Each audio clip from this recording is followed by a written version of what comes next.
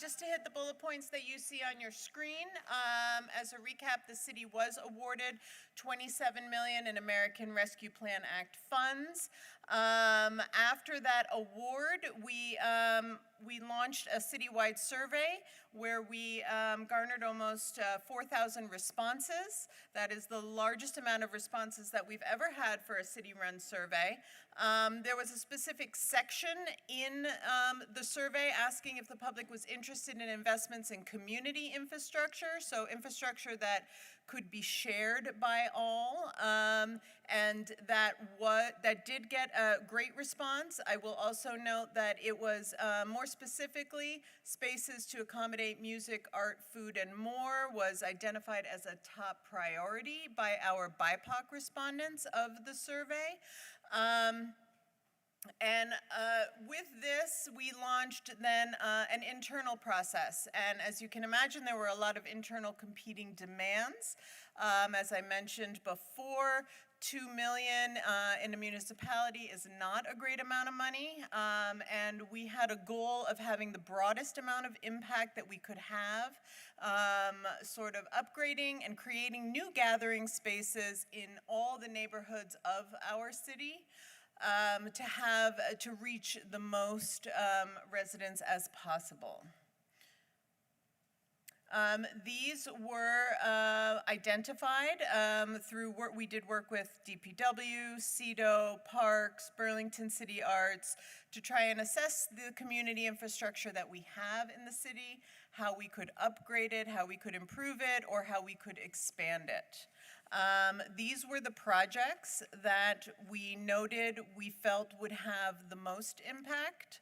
As you know, we're in the process of renovating the Redstone Cottage, and adding an annex as a specific community gathering space was identified as a need. The new North End branch of the library has been very well received and is in need of some modest upgrades that I think could have a great impact in that area. In Roosevelt Park, we noted from our staff in the Parks Department that a shade structure of a pavilion of sorts would be welcome there, both on sunny days and rainy days. It also would be necessary for food distribution to make that an easier process. I will skip Waterworks and I'll let Samantha address that in one moment. We have a City Hall Park kiosk. The City Hall Park is what we consider one of our great public spaces right in the middle of the downtown. As all of you know, that park was originally designed to have some sort of concession in it to make it a more comfortable gathering space for people and to encourage more gathering in the park. And then we have BCA's 405 Pine Street project, which they are interested in building a community room, including a large industrial kitchen, which I can also say from the small business support side is needed, as lots of food vendors who don't have a restaurant but are still selling their goods are very interested in spaces for food preparation, and could be a place for pop-ups to support those as well. And I will turn over to Assistant Director Dunn to discuss Waterworks Parks and Moran frame amenities. Sure, thanks, Cara. And because we have another work session on Moran coming up right after this, I won't go into a lot of details. I just wanted to point out on the map that across departments, I think we left out maybe planning was with us as well. We really wanted to ensure that we were able to make community infrastructure investments throughout the city. So I want to make sure that's obvious here before moving on to some visuals. And you'll see ideas about the Moran frame. Next steps are really about integrating it within the northern waterfront in an expanded Waterworks Park so that there's accessible connectivity, wayfinding, shade, all of the things that we know contribute to improved community gathering in our, in the climate that we have. I think with this slide up here, it's just repeating the projects with a couple of visuals. We do have staff here from BPRW and BCA, so want to make sure to open it up to questions folks might have about the proposed projects.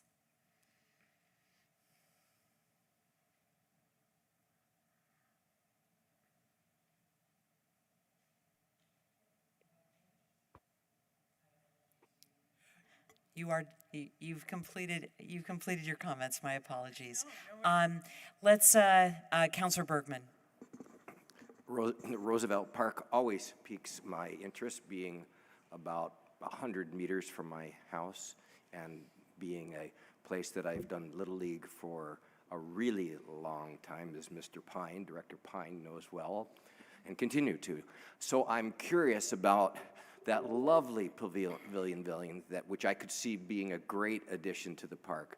But where is it going to be located? How is it going to fit in to be able to keep all the things that are going on there? Now, what is its relationship? I'm giving you multiple questions, but they're Yes. single, but that's And okay. And Director White is also on Zoom, and we have Sophie here as The well. relationship with the Boys and Girls Club, which is using the building right now, the bathrooms, which are essential for the Little League to be Yes. able to continue to operate. Yes.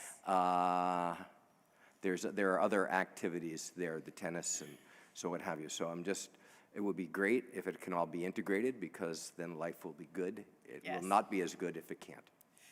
Let's give Sophie a chance to. Sophie or Cindy, however. I can go ahead. Great question, Councilor Bergman. We are in the process of hiring a consultant for Roosevelt Park to do a comprehensive plan for the park, as we want to make sure that, one, we put that in the right spot, it's right sized for the neighborhood. And again, the final design and where it ends up will be determined as part of that comprehensive plan. And we also have donors that were interested in investments to the park that will help us round out more work and improvements to the park as part of this project. And Sophie, I don't know if there's anything else you want to add to that. No, not at this time. So that obviously begs the follow-up question related to timing and its relationship with the expenditure of these funds.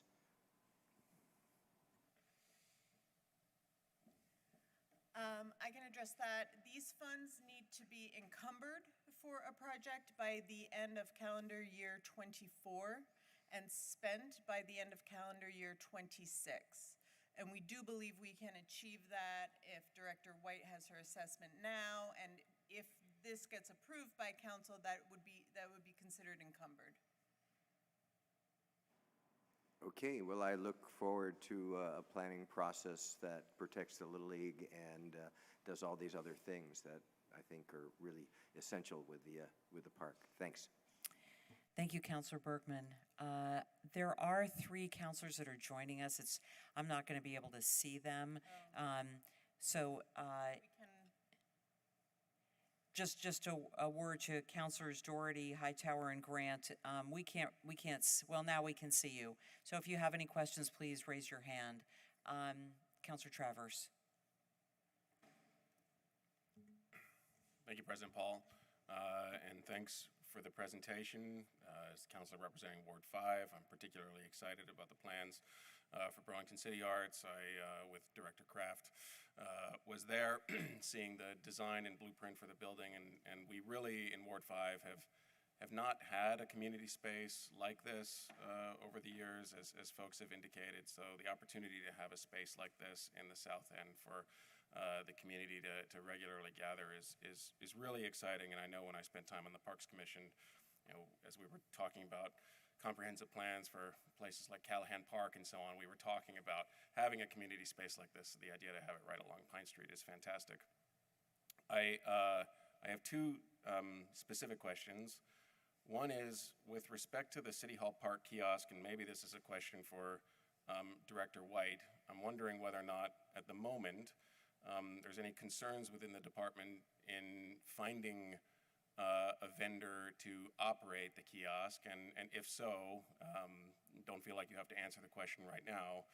Curious whether or not there's any other actions the council or the city can take to make the kiosk a more attractive opportunity for a vendor. I believe, I may be mistaken, but I believe there perhaps have been vendor opportunities in City Hall Park in the past where there's been hurdles to finding an appropriate vendor, and just curious about that. And then my second question is a broader question, which is if anyone is available to provide us an update on, after encumbering these $2 million, where do we stand with respect to the rest of the ARPA dollars here in the city? And from your perspective, are there any intentions in coming back regarding other community projects, particularly given the timeline that you just mentioned? Where do the rest of the funds sort of stand with respect to other ideas? Sure, I'm happy to answer both of those questions. My department did run the vending that has occurred so far in City Hall Park. And initially, we did have some trouble with the College Street Terrace location. There are some structural issues with that location in terms of vending. But we did last summer have set up an RFP and have someone who vended, not too long, briefly, but that was because of their schedule, right by the fountain, and that worked out quite well, so much so that they were able to produce revenue for the city as part of that contract, and gave us a lot of great feedback on that.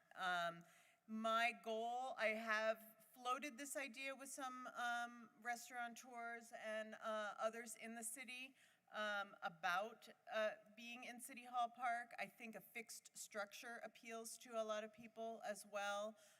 And there would also be at that location water and sewer hookup, which has been a barrier for, so some of the pipes are there. We do need to bring them to the surface and do a hookup. And that's been a barrier to getting people who would be willing to set up there. Having to haul in your own water is a little bit tricky. In terms of the American Rescue Plan Act dollars, so the city did receive $27 million. The lion's share of that has been used for revenue replacement, which, as most of you know, is the main intent of that legislation. The legislation, as written in its original form, is quite restrictive, and the U.S. Treasury has since broadened its parameters around that as we move out of pandemic stance. And so I'm happy to provide you with more details. We have committed $5 million, approximately 3 of which have already been used towards housing, and Director Pine can address how that was managed.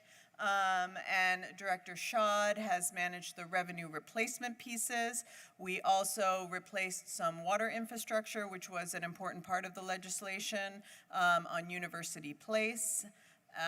And we have just given out as grants $1 million to our local nonprofits to support the work that they do. And this phase for the $2 million now is for community infrastructure, and we still have some reserves set aside for revenue replacement as well as emergency response if needed. We've spent a portion of it as well on our wastewater testing, which, if you may remember, was very helpful for us. And there is some left, but a limited amount. And I will just reiterate that the city's use of those funds for revenue replacement allowed us to continue to deliver services to our citizens throughout the pandemic and beyond, which was the original intent of the legislation. Great, thank you very much. My pleasure. Thank you, Councilor Travers. Just looking online, and also if there's anyone, I'm sorry, Councilor Barlow, and then we'll go to the mayor. Yeah, thank you, President Paul. Excuse me. I'm interested in hearing a little bit more about the library upgrades in the new North End. It's become a beloved space out in the Ethan Allen Shopping Center. And I'm curious if you could give us a little bit more info on that. Sure, I'd be happy to. Yeah, it's been fun for us to feel that love from the New North End and that space. So when we got that space, it had a lot of interior walls and offices that we inherited from Burlington Telecom. So it prevented us from doing the kind of programming and the expansion of library services that we want to do there.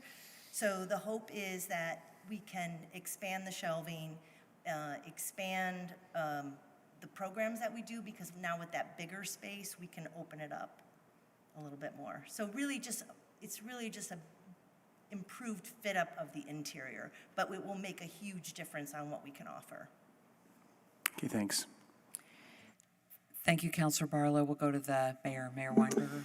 Thank you, President Paul. I just wanted to expand a little bit on what Cara was saying about the remaining ARPA dollars, and just give, we had an initial discussion about this at the Board of Finance last week.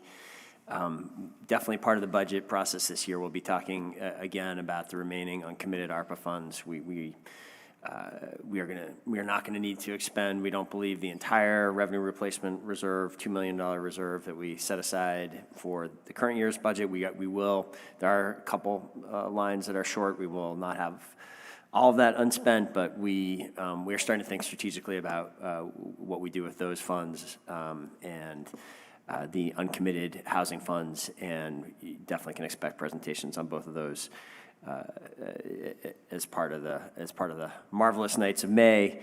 And I wouldn't rule out the possibility that there could be some, as Cara said, some modest additional community infrastructure investments, but it will not change dramatically, I don't think, is the way I'm thinking about it now. Thank you, Mayor. Just looking again on Zoom and seeing no one else in the queue to speak. No, not that I can see. So why don't we close out that item, and we'll, since you're already here, we will go on to the next work session, which is the Moran frame update and next steps. And that, Samantha, you're going to be leading that effort, as well as Zach Campbell is, yes? Yep, Zach is here. And just as we close this out, I think what we didn't mention, the idea was to get this information to city councilor members tonight, have an opportunity to answer questions. If there's more questions on the community infrastructure investments that are proposed, please reach out to Cara or myself or the mayor's office. The intent is to bring these to action to Board of Finance next week, and then back to city council for action on May 1st. So left that out. Thank you. Wonderful, thank you. So we'll move on to one of the items, and obviously interrelated, the Moran frame project. And I trust that after this evening, you'll post both of these PowerPoints to board docs? Yes, they Yeah. should be there, or they're on their way. Okay, They'll be on- wonderful. yes, they'll be there after tonight. I'm just getting to the right presentation. Share my screen.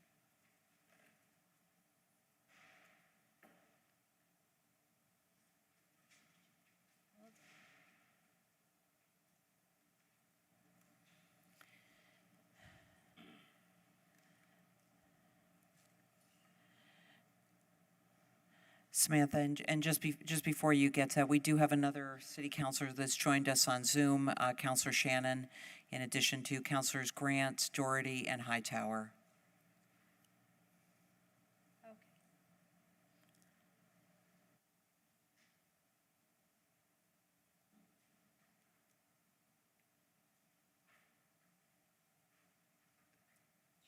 Once more. There we go. Great. So I am here with Zach Campbell, who's going to talk to you a little bit in the middle part of this presentation.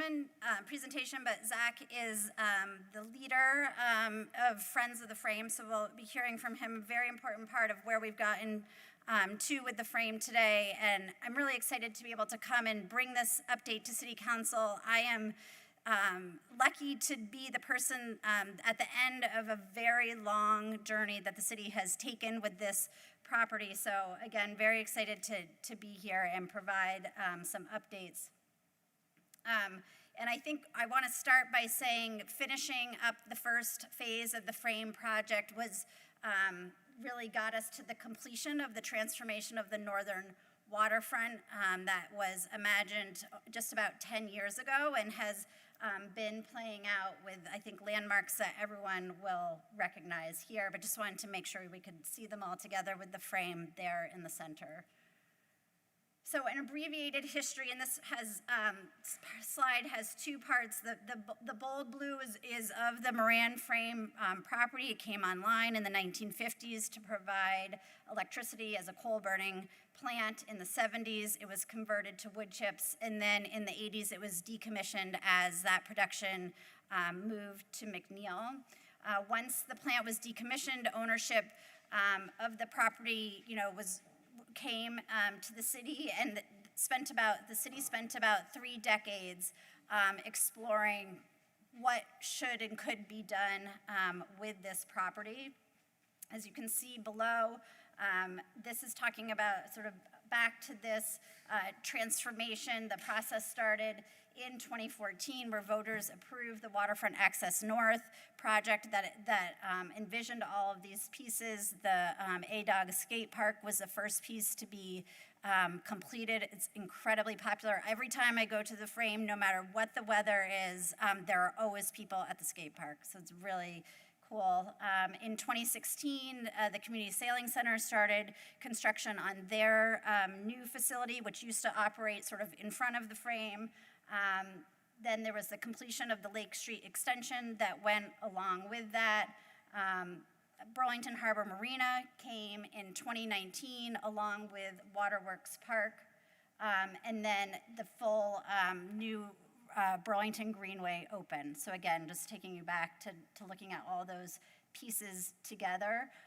And when you saw in the previous presentation about investments at expanded Waterworks Park and Moran Frame, it's really starting to think about all of these public assets, the fishing pier, what we know now as Waterworks Park, the frame, and the skate park as all one park, and how do they work best together for the community.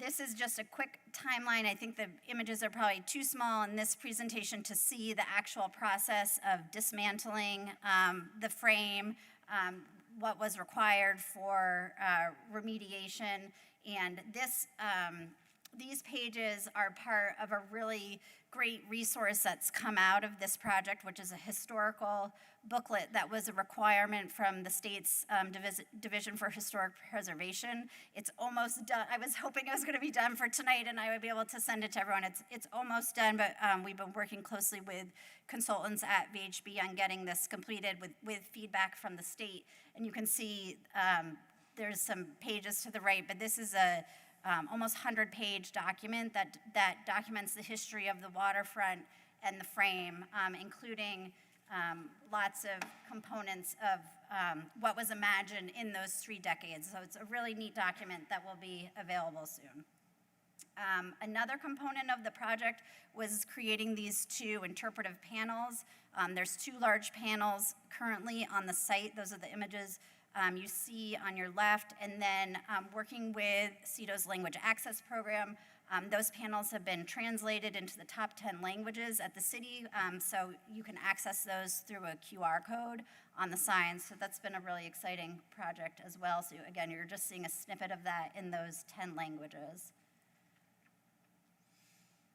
There are people who still might say, like, I don't get it, what is the frame? So this is just a little bit of a reminder that the point of the project, or the main goal, was to stabilize and then activate a derelict site, a site that was really problematic for the city and was not serving anybody in the public. It included abating and remediating the hazardous building materials, which includes encapsulating the PCBs in the structure.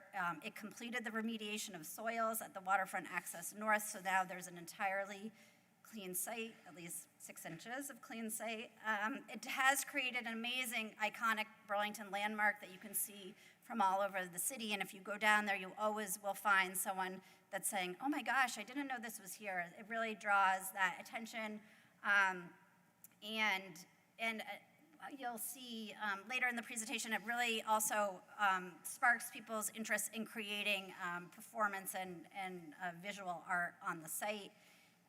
To the north of the actual structure, there's a large grassy area that's available for rest or play right up at the lake. And I think, as was the intention in naming the frame project, it does lay the framework for additional uses and improvements as the city better understands how it can serve the community. So we cut the ribbon on the first phase of the frame in November in collaboration with support from Zach Campbell and Friends of Frame, and we had some performances where folks using hanging ribbons and hammocks that'll be back on site this summer for the public. And so that sort of wraps up the history of what brought us to where we are today. And I'm going to pass it to Zach for our present day. Yes. Hey, everybody. So I did include a little about me slide, which is, I'll go through quite quickly. But my name is Zach Campbell. I am from Vermont. I grew up kind of part-time living in the South End, splitting time between Shelburne and South End. Most of the work I've done in my professional life is in the architecture and construction fields, although I did start off pursuing music out of high school. So I moved to New York City and then Boston. I was gone for about 10 years and wanted to move back to Vermont for a long time.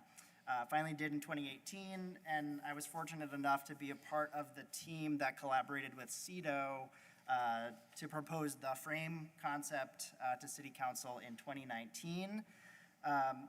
And then kind of between then and last year, was not super involved day-to-day with the project, but I've always deeply felt and believed in the frame's potential to be a truly world-class, accessible destination for our local community as well as visitors to Burlington to come together, connect, gather, enjoy, and express creativity in a positive way. And of course, revel in the natural beauty of Vermont, which led me to found Friends of Frame last year, Friends of the Frame, really to facilitate the sustained use of the frame as this inclusive, ever-evolving public space, and really looking to accomplish that through presenting high-quality public programming, supporting ongoing stewardship efforts, maintenance and improvements to the frame, and most importantly, empowering local creativity in all of its forms.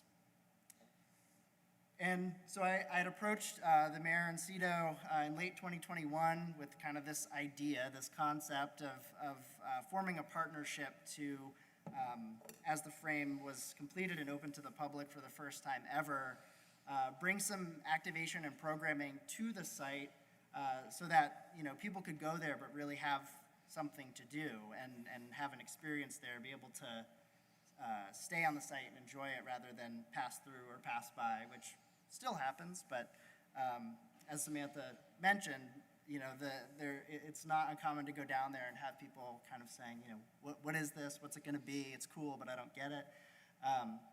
So here's just a kind of the purpose of this pilot project that we started out on last summer. We did do a few things in 2022 I'll touch on, and then move into what's being planned for 2023. One of the first things that Friends of the Frame did was create a web presence for the frame. So there is actually a website for the frame, theframebtv.org.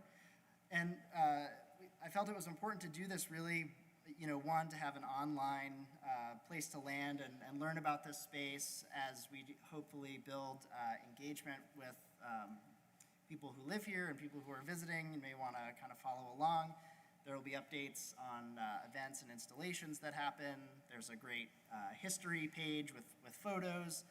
And most importantly, this is a way that people can reach out directly and ask a question or propose an idea, which is already starting to happen and is great. But that was one thing that went live last year. Another thing we did was we worked with the awesome team at Generator to design and fabricate the first two, and I say the first two because we're working on getting more done, frame swings, which are a custom designed bench swing that actually hangs off the structure. We have two out there on the lakeside right now that went up in November, and I'm super excited this year. We're going to be adding at least one more of these bench swings, and we're adding a fully customized wheelchair accessible version of this swing as well, which is going to be super cool.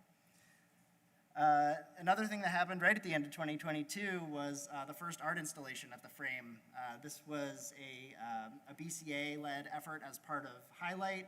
I worked in collaboration a little bit with procuring this really cool stretchable screen that fits in one of the steel openings on the structure, and then other kinds of logistical things like power hookups and projection angles and everything. And the last thing that happened last year, which is not insignificant, was Friends of the Frame led a crowdfunding campaign paired with a grant program through the state of Vermont called Better Places.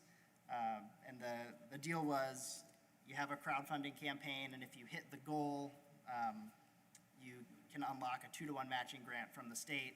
If you don't hit your goal, you don't get the matching grant. And I'm thrilled to report that we actually exceeded the crowdfunding goal. We raised over $22,000 and unlocked a $40,000 grant, all to reinvest back into the frame this year and support programming.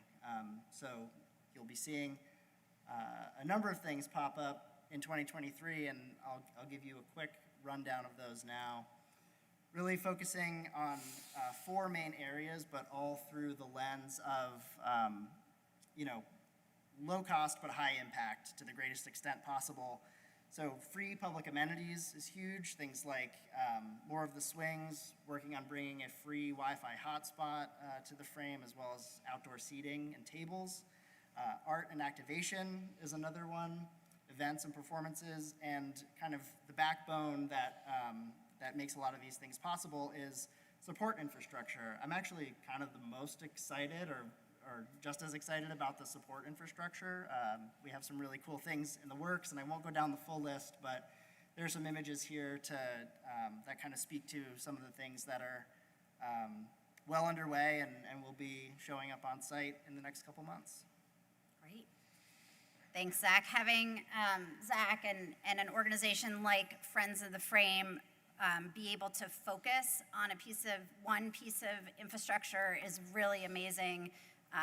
In our jobs at the city, we have a lot of different things and priorities we're trying to manage. So having someone that I can always call to say, I need help thinking about this, someone who's only thinking about this one space has really, I think, helped it move forward in an exciting way.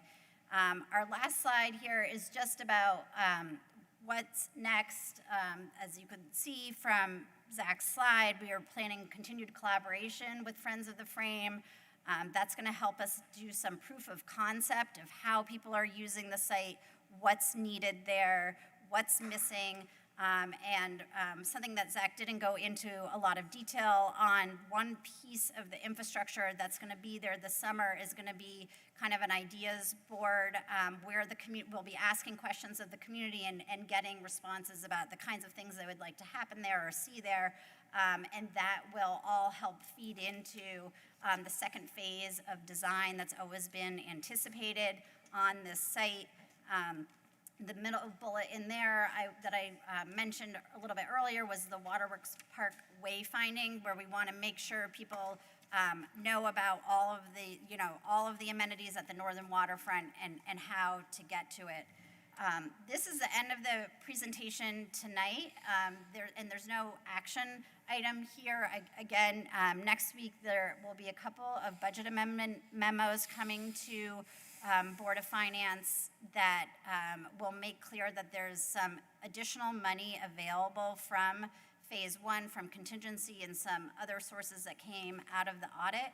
And so we are really excited to be able to move forward with phase 2. And for folks, I'm not sure how many folks were on the council when the first project got approved, but the remediation was quite a bit more expensive than anticipated. And so all of the things that had been anticipated in the first phase were not able to be constructed. And those were called phase 1B. I'm getting rid of the 1B and just going straight to 2. But it's exciting that we have some existing city capital along with the ARPA infrastructure investment, not city capital, but existing Moran frame capital with the ARPA infrastructure money to kickstart an exciting design process for phase 2, and with support from Parks Foundation, I think the opportunity to raise additional private capital to invest in the site.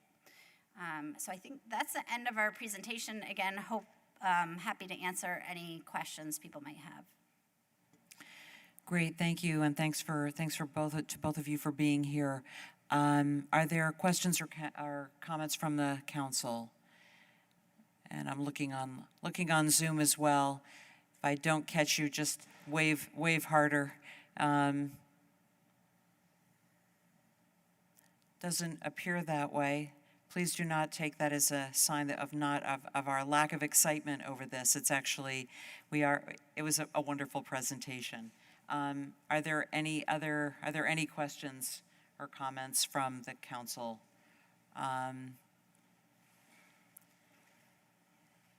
Seeing none, all right. Oh, I'm sorry, Mayor Weinberger.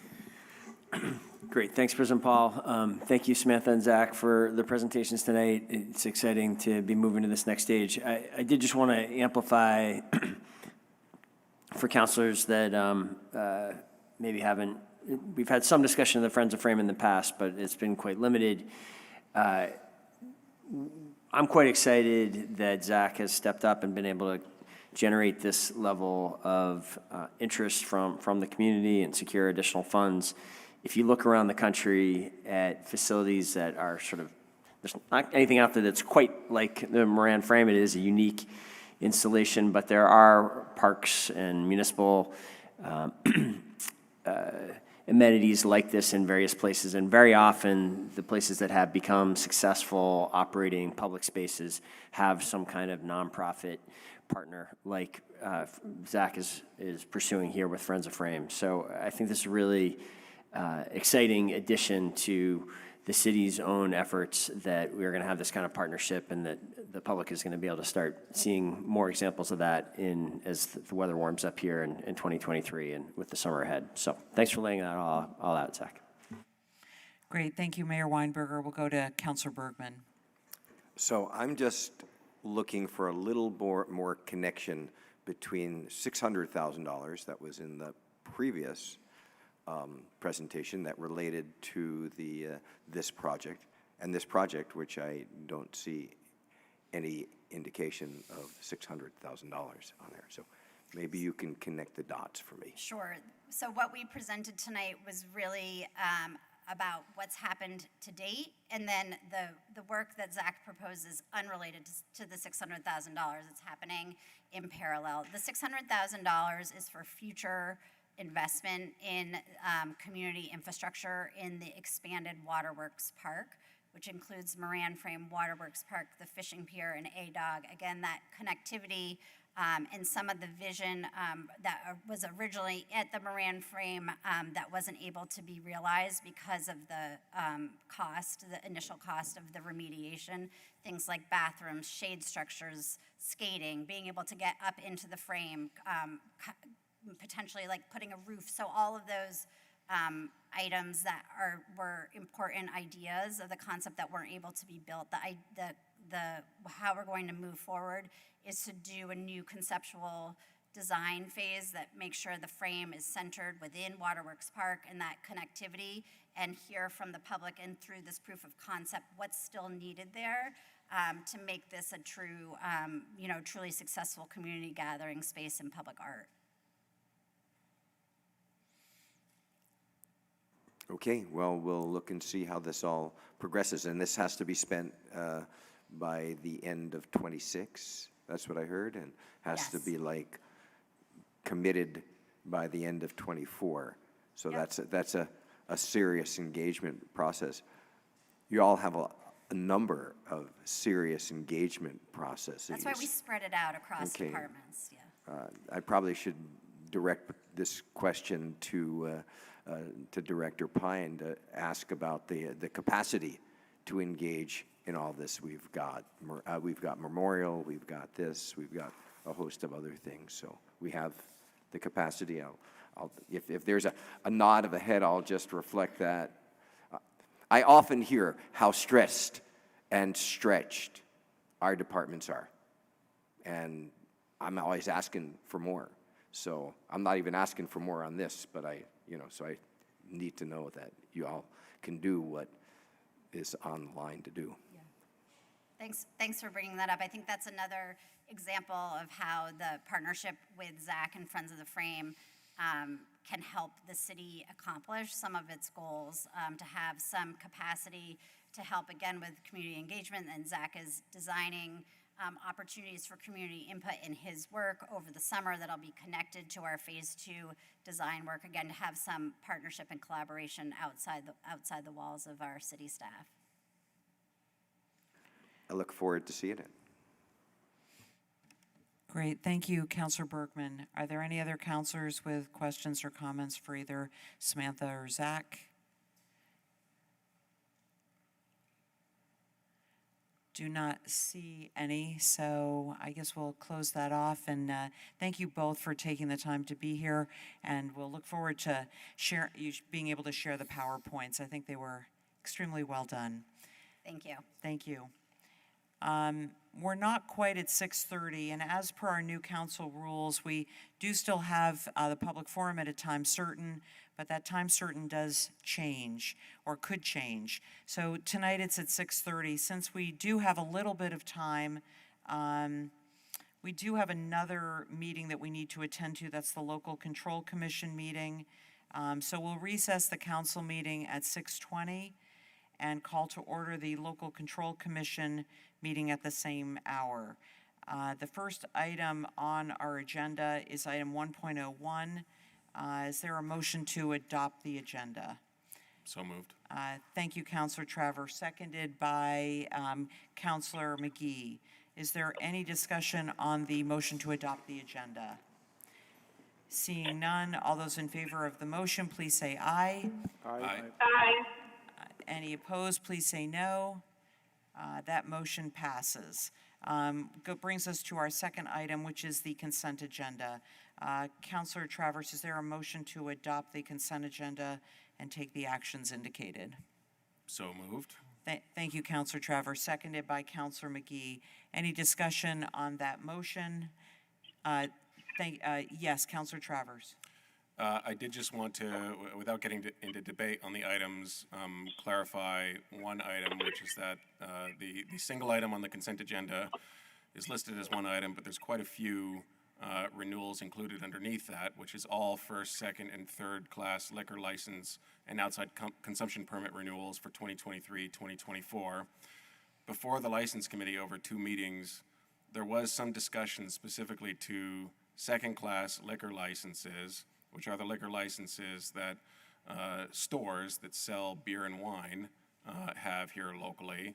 And there was some discussion around whether or not the opening time for those second-class establishments should be delayed until up until 9 a.m.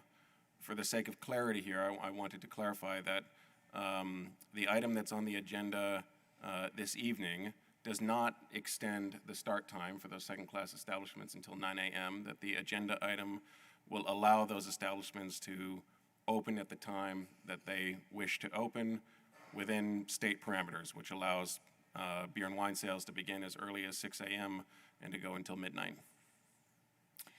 Thank you, Councilor Travers, for that clarification. Are there any other councilors who wish to speak to this motion? Seeing none, we'll go to a vote. All those in favor of the motion, please say aye. Aye. Any opposed, please say no.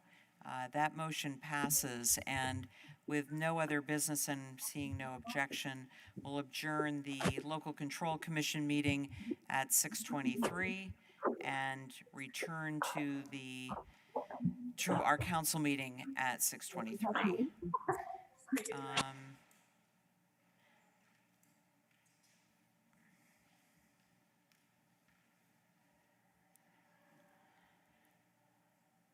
So we left off at items at the public forum. It is not quite 6:30, so we'll go on to item number 4, which is climate emergency reports. Are there any counselors who have a climate emergency report to share?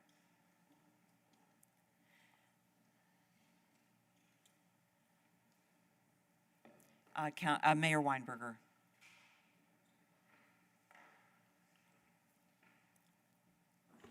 Thank you, President Paul.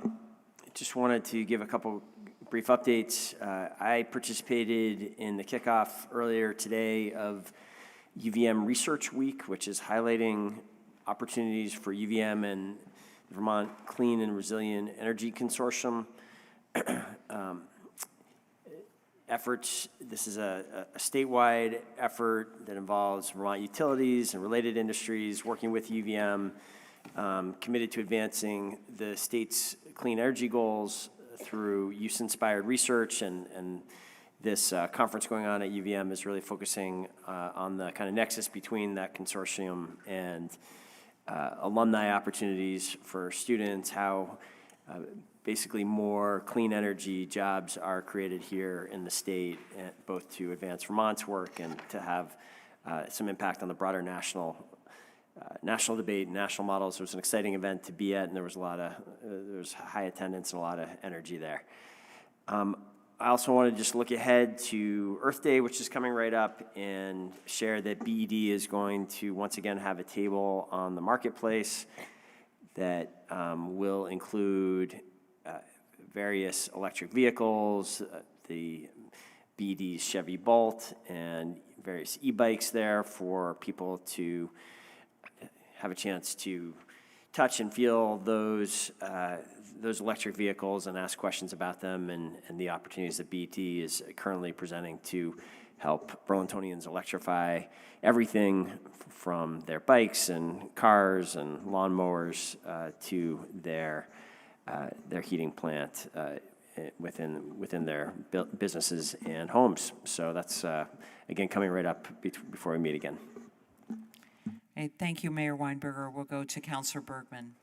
So you all have heard me talk about sustainable transportation funding, and I wanted to just tell you that I think through the efforts of lots of folks, not the least of which this council participated in, the legislature has within the T-bill, the transportation bill, a provision to not only extend fare free for another 6 months so that they can develop a system by which greater equity can take place on the mass transit system that we've got, but that there be a study, the Planning Commission, Regional Planning Commission, in consultation with the Vermont Public Transportation Association and the League of Cities and Towns, will be providing the House and Senate Committees on Transportation with a written recommendation on a dedicated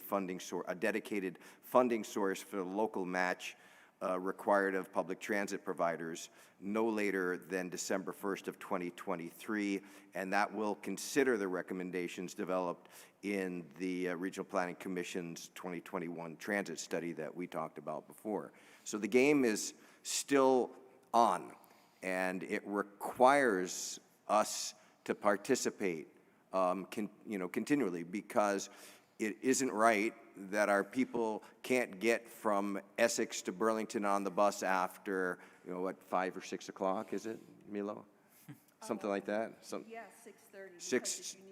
6:30, and so, and to get a host of other places, and we don't have sufficient head times in the North Winooski Avenue corridor. You'll hear a little bit of commentary, I'm sure, later today. So this council and this administration need to continue to be pressing for sustainable and adequate funding for mass transit if we are going to crack the nut that is the greenhouse gas contributions for transportation, because we will not electric vehicleize ourselves out of this climate crisis and this transportation crisis. We need mass transit. So this is good news, and it's an invitation for us to continue to be working on it. So I want to thank you all for the participation thus far, and hope that we continue to do that. Thanks. Thank you, Councilor Bergman. Any other climate emergency reports? Seeing none, we will close out that item. Before we return to public forum, I was reminded by our clerk that the motion that was made, this was my mistake, the motion that was made to adopt our agenda should have been a motion to adopt our agenda with the amendments. So if Councilor McGee, I don't know that it's necessary, well, we can ask our city attorney. I don't know that it's necessary that they be read, but we should have a motion to adopt the agenda as amended. Do we need to read the amendments? No. Okay, so Councilor McGee, are you comfortable with your motion being to amend, to adopt the agenda as amended? I am. Thank you. As well to Councilor Barlow, thank you very much. So we will note that. Going, and I don't know that I don't know, Acting City Attorney Sturdivant, do we need to take a vote on that?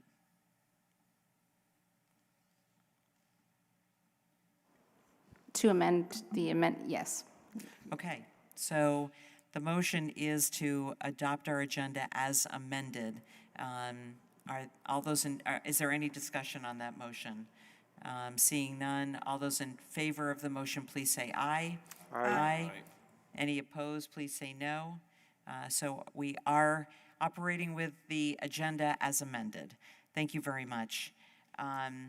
We will go on to the public forum as it is now 6:30. And before we get to that, there are a number of people that wish to speak during public forum. Please keep in mind, if you're here in Contois, there is a system in the table in front of us that has 3 lights. A green light will shine when you begin speaking, a second yellow light when you have 30 seconds left, and the last light will shine when your time is up. We ask that you please complete your comments when the sound and light indicate your time is up so that everyone is given the same amount of time to speak. We do have a hybrid system for public forum, so if you wish to speak in person, there are forms to my right in the back corner of the room. Please bring them to the clerk to my right in the front of the room, and she will or he will give them to me. Then also, if you wish to speak remotely via Zoom, you can do so by going to burlingtonvt.gov City Council /public forum, and there's a form that will come up. When you complete the form, your answers will come into a spreadsheet, which I can see, so that way I know to be able to call on you. And it has been our practice that Burlington residents will have first priority. We'll go to Burlington residents in Contois who have submitted a form in person, and then to Burlington residents online, then back to non-Burlington residents in person, and then to non-Burlington residents that are joining us online. And the only request that we do have is that when you are speaking during public forum, to please use respectful language. We do want to remind everyone this evening and online that there are families who watch our council meetings, and that is their connection to civic engagement, teaching their children about city government. So to please keep that in mind and use respectful discourse. Please direct your comments to me as the chair and not to anyone else at this table, and please refrain from personalizing your comments. Again, we do want to hear what you have to say, and it is a lot easier for us to listen if you speak respectfully. The first person in Contois is Romeo von Herman, to be followed by James Sherrard.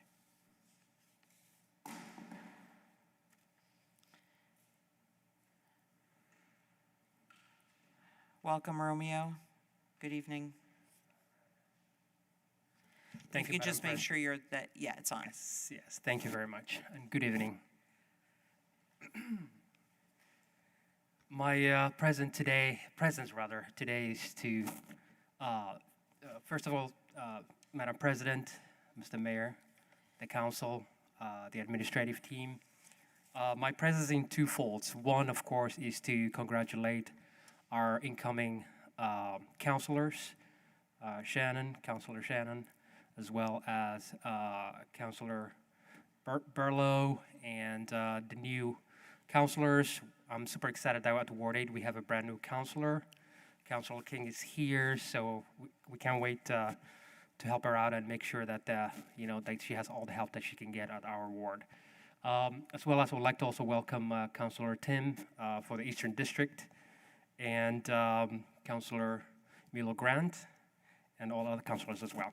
On the second point that I wanted to make is the public transit awareness, as well as a way to find the city to help the mass transit.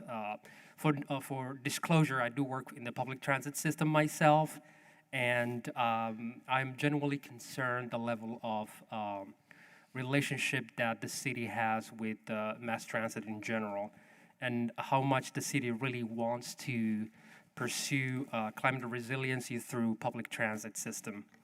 One of the things I would like to see is the city investing more resources when it comes to public transit.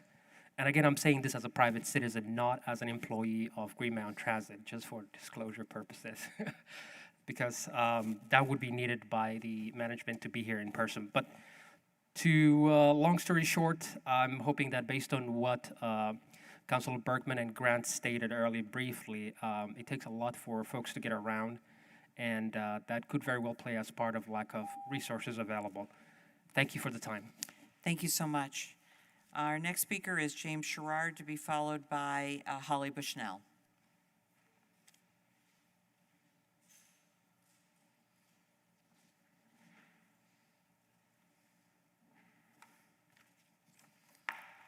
Good evening.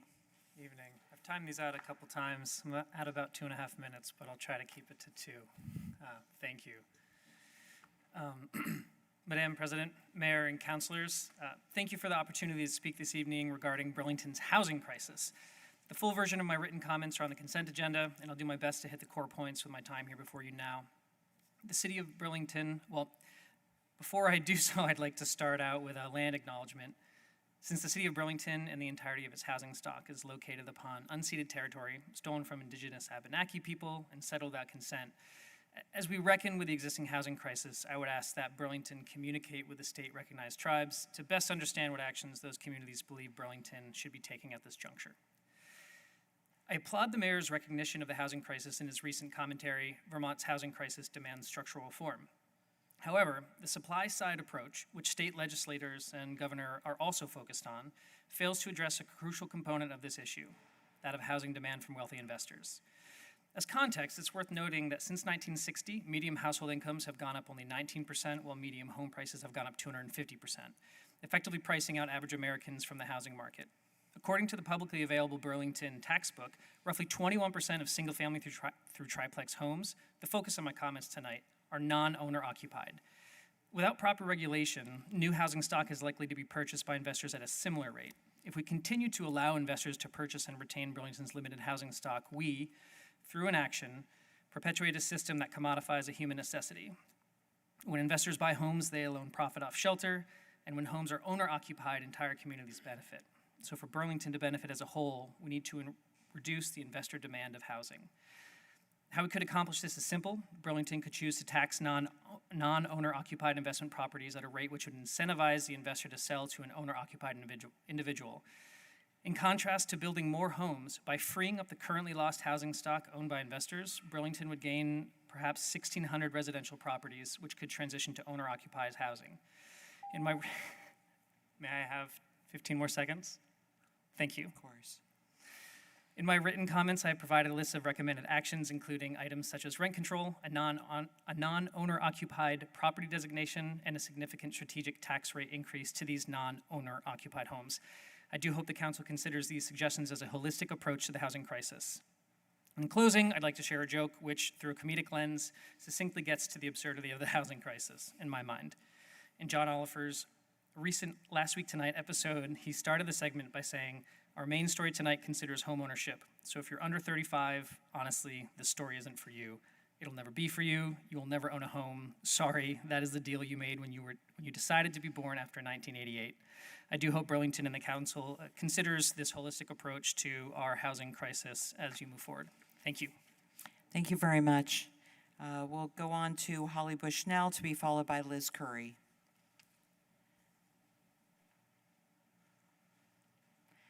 Good evening.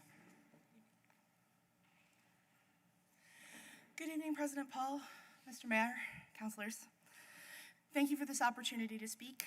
I am here before you again in regards to Orlando's Bar and Lounge.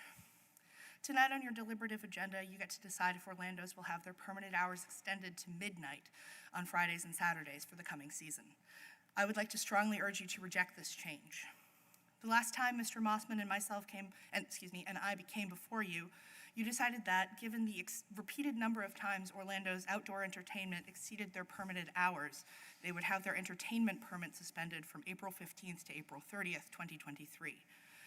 On the night of April 15th, the band Mosey Beats performed at Orlando's. This performance did take place inside, but was still audible from my home. The night prior, April 14th, the bands Lazy Bird and Sneaky Miles performed on the front patio at the usual overwhelming volume. No sound dampening has been attempted. Ultimately, however, I'm not here to ask you to revoke or further suspend Orlando's entertainment permit.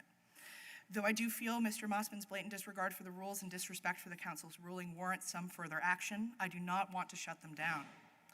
That said, here's what the neighbors that I have spoken to and I really want. Keep the hours as they are, require the installation of sound dampening before performances begin this season, and actually require the entertainment to stop at the correct time. Not 5 minutes late, not 20 minutes late, on time, every time. That's it.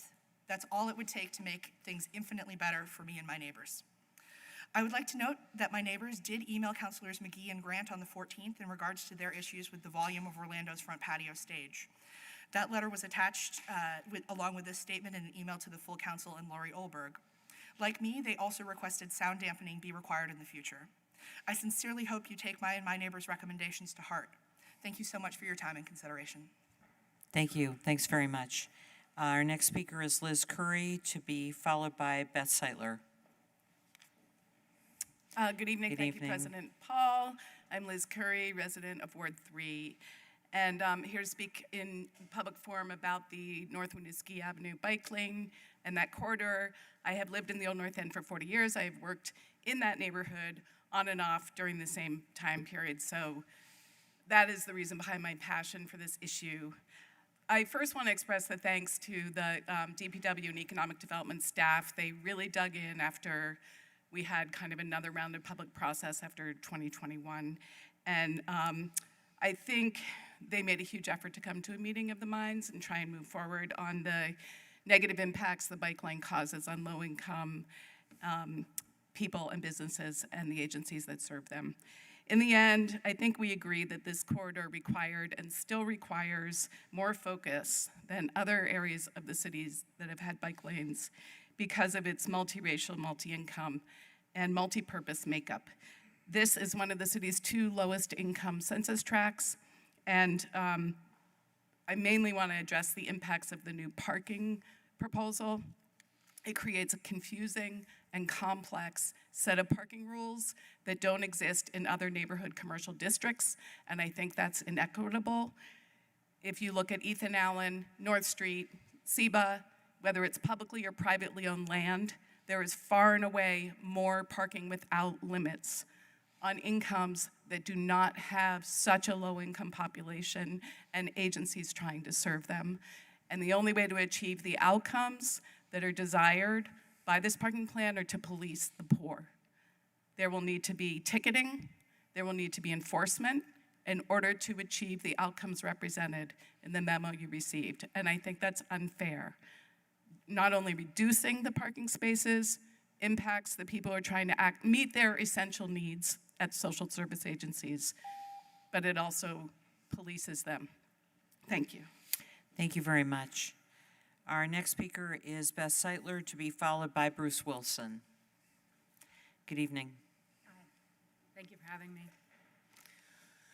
I'm Beth. I live on North Winooski Avenue. I live between Pearl and North Street, where I've lived for 20 years, something like that. I'm also a patient of the Community Health Center, and I've been on the board of directors at Community Health Center for the last 7 years, something like that. I'm also going to speak about the bike lanes. First of all, I also want to follow up with what Liz was saying, and gratitude for all the work that's gone into trying to figure this out. I sincerely appreciate the effort that's gone into it by the City Council, by the Department of Public Works. I genuinely believe that people are trying to figure out how to make this work. It's been hard to see the conflict between businesses and residents and social services and bike lane enthusiasts. I don't think that in many other cases we would be on opposite sides of this discussion. My frustration has been around communication. It's been around engagement, but especially about the city's not continuing to honor its commitment to this area of the city. There's been a significant investment in the Old North End, especially in this corridor, and I'm concerned about what's happening in terms of access to health care, social services. I'm concerned about what happens when somebody's working the third shift and they can't come home to park, as Liz was saying. The parking regulations are confusing and difficult for people to follow. So my request to you tonight is to establish some kind of a baseline to measure how this is going to work for the businesses and for the social service organizations who are there. I wonder what the impact is going to be on the revitalization zone. I'm asking you to please revisit this and to hold yourselves accountable for this process to see how it is going to affect people.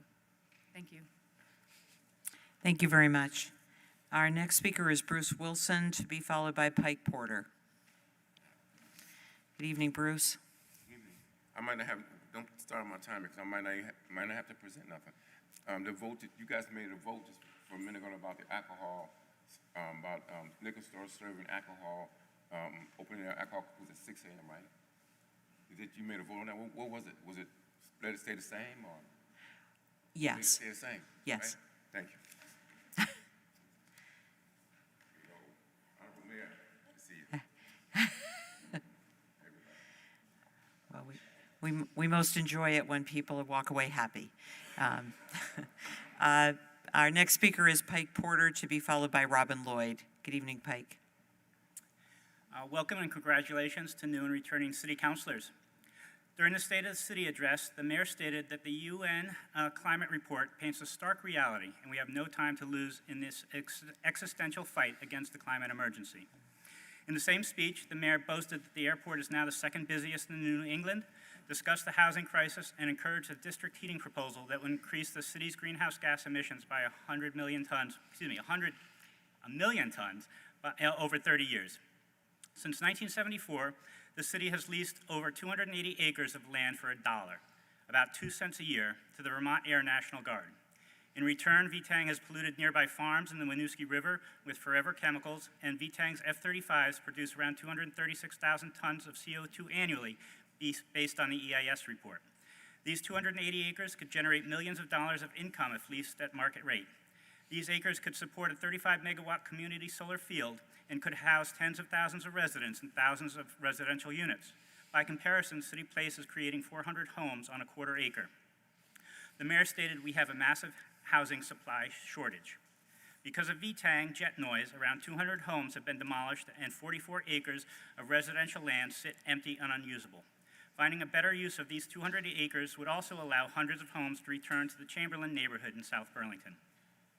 The McNeil generator is the single largest polluter of greenhouse gases in the state, producing over 453,000 tons of CO2 in 2021.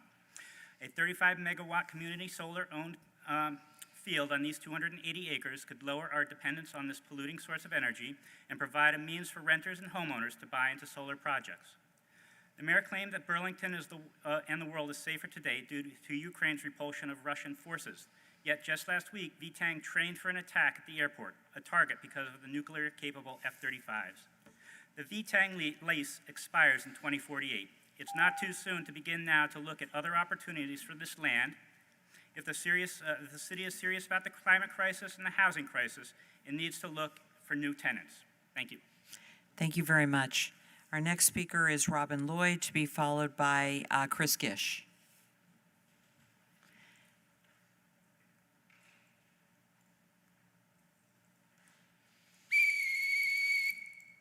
Okay, I'm blowing the whistle. I'm blowing the whistle in honor of America's greatest whistleblower, who is Daniel Ellsberg, who I hope you've seen the email I sent to all of you. He has been given a death sentence by his doctor. He has cancer, and who we in the peace movement want to honor by inviting the City Council to declare April 24th to 30th Daniel Ellsberg Week before he dies. Ellsberg has spoken out against nuclear weapons since he was a nuclear planner in the Pentagon and first blew the whistle in 1971. Most recently, he has advocated the removal of ICBMs from the U.S. nuclear arsenal. What are ICBMs? They're intercontinental ballistic missiles. It's important to know that there are 3 ways to destroy the Russian people and the Chinese people. It's called the triad. It can be done by missiles launched by submarines, bombs dropped by bombers like the F-35, and these ICBMs, which are tucked away in 450 hardened silos in states out west that can be launched in a few minutes upon hearing of an attack and provide so-called deterrence, i.e. there's no way for either side to win. Ellsberg raged against this madness all his life. Please go to his website, danielellsberg.com, or to Diffuse Nuclear to read more about him. And be sure to see the blockbuster film Oppenheimer this summer about the scientists who split the atom and their misgivings of the demon that they created. Thank you. Thank you, Robin. Our last speaker in conchoice is Chris Gish. Chris, welcome. Hi, everyone. I'm Chris Gish. I live in Ward 5, and I'm here to make an initial ask to the council, or to hopefully start the discussion around amending the existing primary renewable heating ordinance to include or to exclude polluting biofuels, specifically liquid biofuels, biomass, and renewable gas. And I also want to thank Councilor Shannon for replying to my email earlier this afternoon. Thanks for doing that. I'm glad to live in a city that takes climate change seriously, and I see the 2021 ordinance, or the change to the Code of Ordinances, which says that new buildings have to have a primary heating system that's renewable as a step in the right direction. But right now, that ordinance defines renewable to include polluting fuels like liquid biofuels, biomass, and renewable gas. And it's hard to get deep into the science on all those in 2 minutes, but it's abundant and clear that all those cause at least as much harm to the climate and to our other ecological systems as the fossil fuels they would replace. Just recently in testimony at the State House, we heard that the main source of RNG, renewable gas, in the state, which is the Seneca Meadows landfill in New York, has a higher carbon intensity than the fossil gas it would replace. We also heard testimony that wood heat is more polluting per unit energy than coal, and also is the primary cause of air pollution-related health impacts in Vermont, not the kind of thing you want in a city. So I just would urge the council to make common sense changes to this Code of Ordinance. I think it'll be likely coming up in the next year anyway, because I know Burlington Electric and other people have intentions to make changes to that section of the Code of Ordinance. So I would urge you to make these common sense changes to exclude these polluting biofuels. And to also just take a minute and you can separate that issue from McNeil, which there's also been a lot of discussion on. But to just kind of keep it simpler and make these really straightforward changes that I think we could all get behind for the climate. Thank you. Great, thank you very much. There were no others that signed up to speak during public forum in Conchoice. So, and we do have one person who wishes to speak via Zoom. And that is Sharon Busher. Sharon, I have found you and enabled your microphone. You should be able to unmute and speak. President Paul, can you hear me? Yes, we can. Okay, I had problems the last time. Yes. I come before you to share some news from Ward 1 that is sad. For President Paul and Councilors Bergman and Shannon, you will know this individual. For the others, maybe not. But I want to report to you that Jared Wood passed away in March. And Jared was a longtime resident in Ward 1. He was passionate about the city, cared deeply.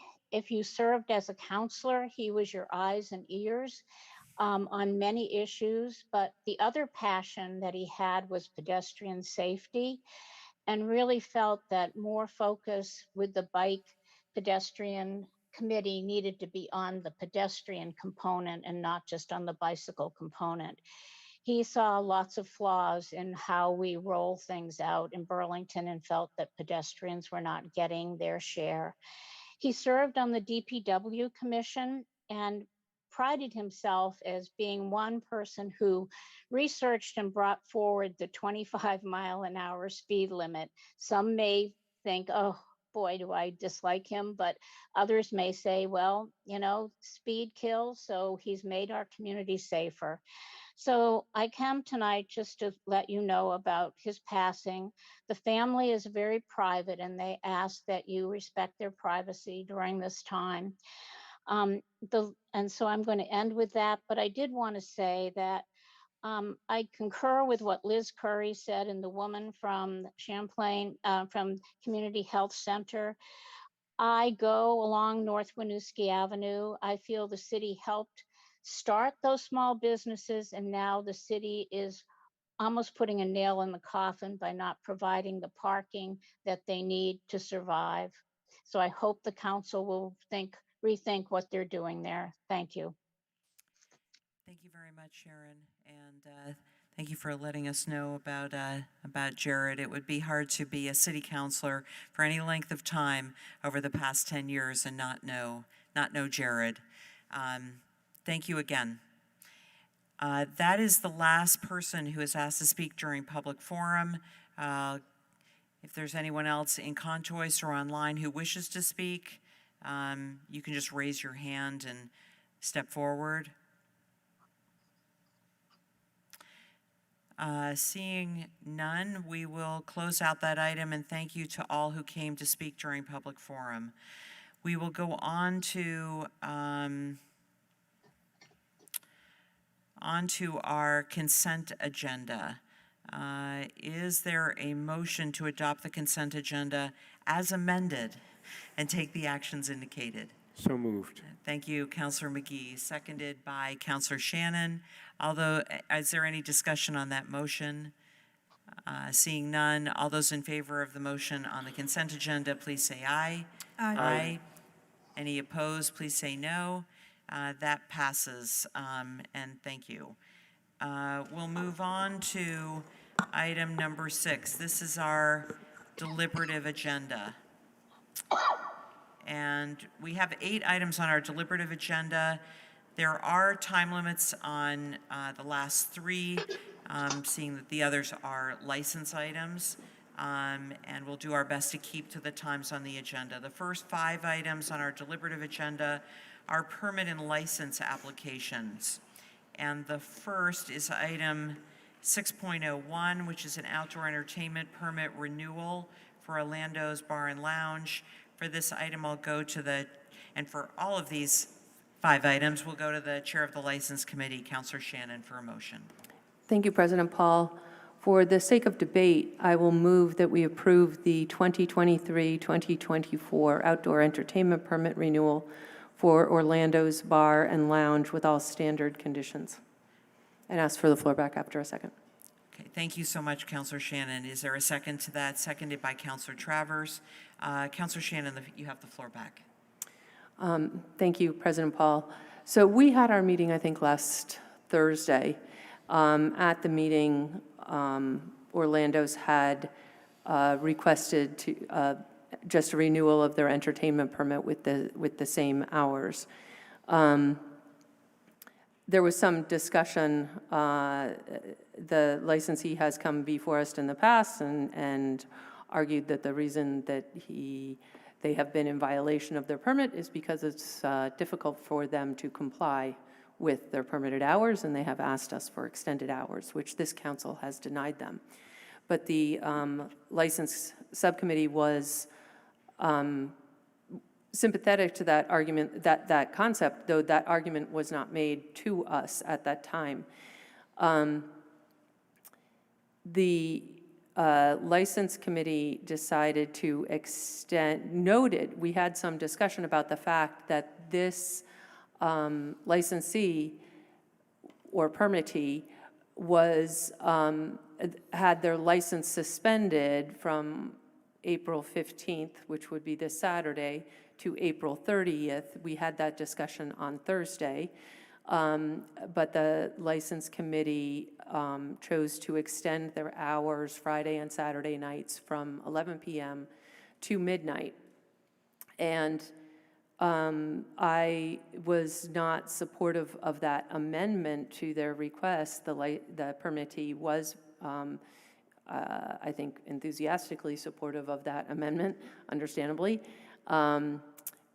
I voted no on the amendment, and I voted no on granting the permit with that amendment. Since that time, some things have changed, which is that the suspension for the permit went into effect on Saturday. On Saturday, I got a call complaining about noise. I called the Burlington Police Department, and they were able to send somebody down there and verified that there was a live band playing, despite the fact that their entertainment permit had been revoked.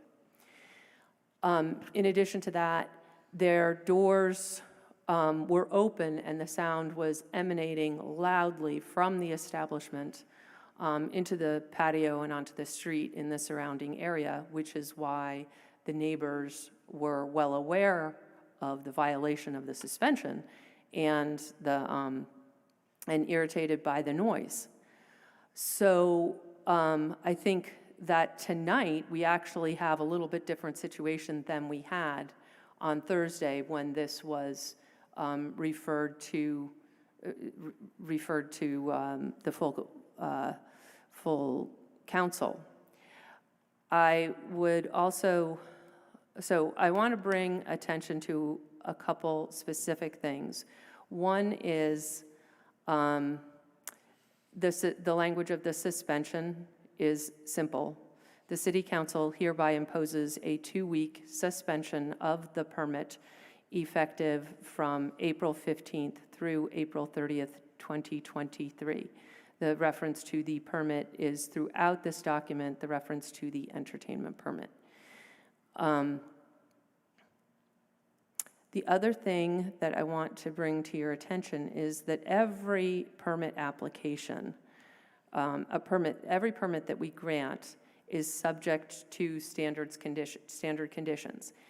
In the standard conditions, the permittee understands and agrees that under the program, it will not be exempt from the noise ordinance and may receive a noise ordinance violation ticket under the following circumstances. A noise complaint by a resident is received by the Burlington Police Department after 10 p.m. on Sunday through Thursday or after 11 p.m. on Friday or Saturday. And 2, audible noise is heard from inside the residence with its doors and windows closed. And 3, permittee has its doors or windows open. So this is the case for, there's not a difference between indoor and outdoor entertainment permits. This is the conditions for all permits, all entertainment permits. And The other thing I would like to note is that the permittee advertise, honestly, I didn't think we were going to have to babysit this. I wasn't checking their Facebook to see what they were advertising for events during the time that we've suspended their entertainment permit. But now that I know, after Saturday, I went and looked. And there's another event that's now scheduled for this Thursday, the 20th. And at this event, it says, join us Thursday at Orlando's for a special edition of Moon PPL. Expect to hear a variety of music as the night goes on, as we ascend from low-key groovy jazz fusion in the early part of the night to wailing stank face explosions.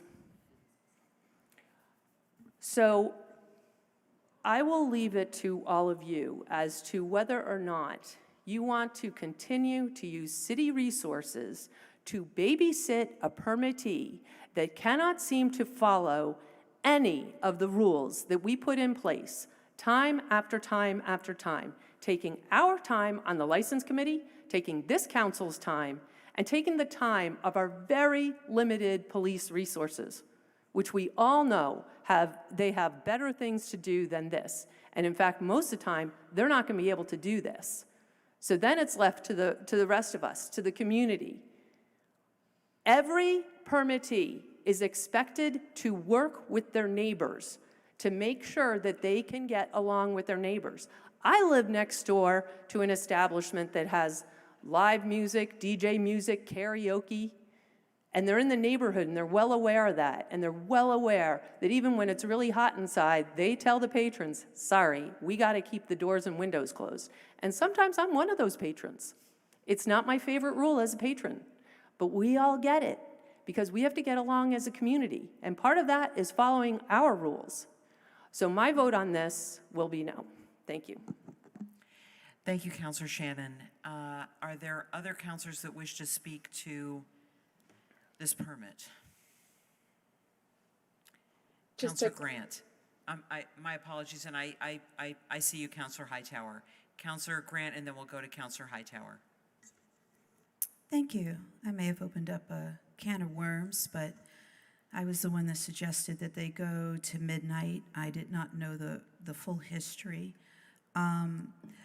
A couple of things. I want to make it clear why I suggested they go to midnight. And one of the reasons is that I think live music is important, and having a variety of styles represented in Burlington, in particular downtown Burlington, is important to support the vitality of our downtown community and to give people reasons to come into downtown, because we have other live venues in South Burlington and Winooski and other places. So that was part one of my thinking. You know, we're still coming out of COVID. We still don't have businesses operating at the hours that they used to. So I saw it as a positive thing. And the other issue that I thought about was from a community safety standpoint. As we all know, we're in the midst of a drug crisis, and we have a lot of misuse of drugs and a lot of dealing of drugs downtown. There have been a lot of complaints from visitors, from residents, from property owners about the drug activity, and including in some of the alleys that we have, including Lawson Lane.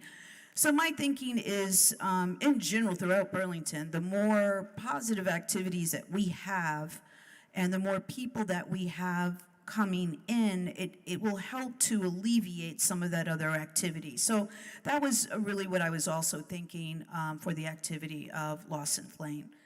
So to make a long story short, I've gotten more information. I appreciate some of the emails that I received from concerned residents that were affected by the noise level. I did read the decision which mentioned sound mitigation being discussed previously, and I've actually talked to the manager today and say, okay, this was discussed, what happened with it, and we had a conversation about how to move forward to really take a look at what their options were, considering the setup of the stage, which has to be set up and then broken down for outdoor performances. So I'm getting involved in that, and we'll also keep in touch with some of the residents around this. So I would also mention, having read the decision, and I have to go back through those terms and conditions which we had requested after our License Committee meeting last week. The decision, I guess I would say I didn't take it as clear cut, because there's two permits. There's an indoor permit and there's an outdoor permit. And the decision refers to the permit, singular, not permits. And it doesn't specify indoor or outdoor. And so I can understand the thinking that since the complaints were largely around the outdoor performances, that it referred to the outdoor permit. So I do think we need to give some leeway and just say, now that we've discussed this, we know this going forward. But I don't think there was I understand why there's no implication that it affected the indoor permit, because they have two permits. That may affect in the future, if we do future decisions where the permittees have the two licenses, that the decisions definitely specify one, the other, or both. And finally, given the weather, it's not a surprise that the doors are open. I was downtown, there were doors open everywhere, including other places that were playing music that spilled out. So I'm just not, I definitely understand it as an issue, and I definitely feel, yeah, the police department doesn't have the resources to respond to these noise complaints. So I do agree with that, and I will leave it at that. Thank you very much. Thanks, Councilor Grant. We'll go to Councilor Hightower and then to Councilor Travers. Yeah, and I'm sorry, I missed the larger conversation that we had on this a couple of months ago, but I'm curious.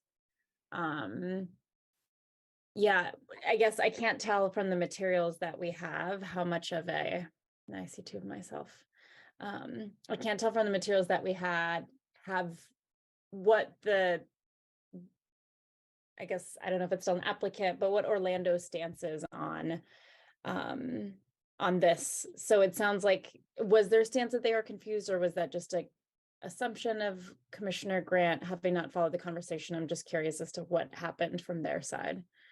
So Councilor Hightower knows Hightower. that, or if the applicant is in the room. So Councilor Hightower, the applicant is in the room, and as well, we do have Assistant City Attorney McClanahan joining us via Zoom as well. Did you want to respond to that? Please, if you could come to the table and identify yourself. Thank you. Hey everyone, thank you. Sorry we're here again over this, but if you could just use the microphone and just press the button in front of you. Thank you. First time. So can you repeat the question one more time, please? And your name, sir? My name is Sean Beauvais. I'm one of the owners of Orlando's Bar and Lounge. Great, thank you. Meet everyone. All right. Councilor Hightower, can you repeat the question, please? Yes, sorry, because I'm not on the license committee. I haven't heard the testimony, and it's not part, or your testimony, and it's not part of the thing. So these restrictions were put in place pretty publicly. There was a big meeting on the council as to what the restrictions were. So I guess I'm confused as to how you could have not met that 2-week period, and would just like an explanation as to what happened. To a complaint that existed from an outdoor live entertainment show. We do have two permits. We pay for both of those permits separately. If you look at the language, it's of the summary of all that, and then the hearing of the decision itself, it clearly refers to going past the 10:30 and 11 p.m. time nominally, which was kind of the source of the complaint. So clearly that's what we were talking about, was the outdoor entertainment permit. And I interpreted that as just in regards to the outdoor entertainment permit. That being said, we weren't like trying to pull any workarounds or anything like that. We just were continuing to do business. We have an indoor permit. The language really didn't specify. I think with the variables and the situation itself is clearly easily interpreted as such. So, and then it was 88 degrees on Saturday. There's multiple businesses in that building. It's a commercial building. The doors became ajar. I saw the officer approach. I had a feeling what was coming, and I immediately shut the doors and made sure they stayed shut. And so that was an accident and an oversight. And so that's where we're at. Great. And then if I could just ask one following question, which is, Councilor Shannon's made a very good point that this has taken an inordinate amount of time in terms of the neighbors. It's taken an inordinate amount of times from the commission and from this council.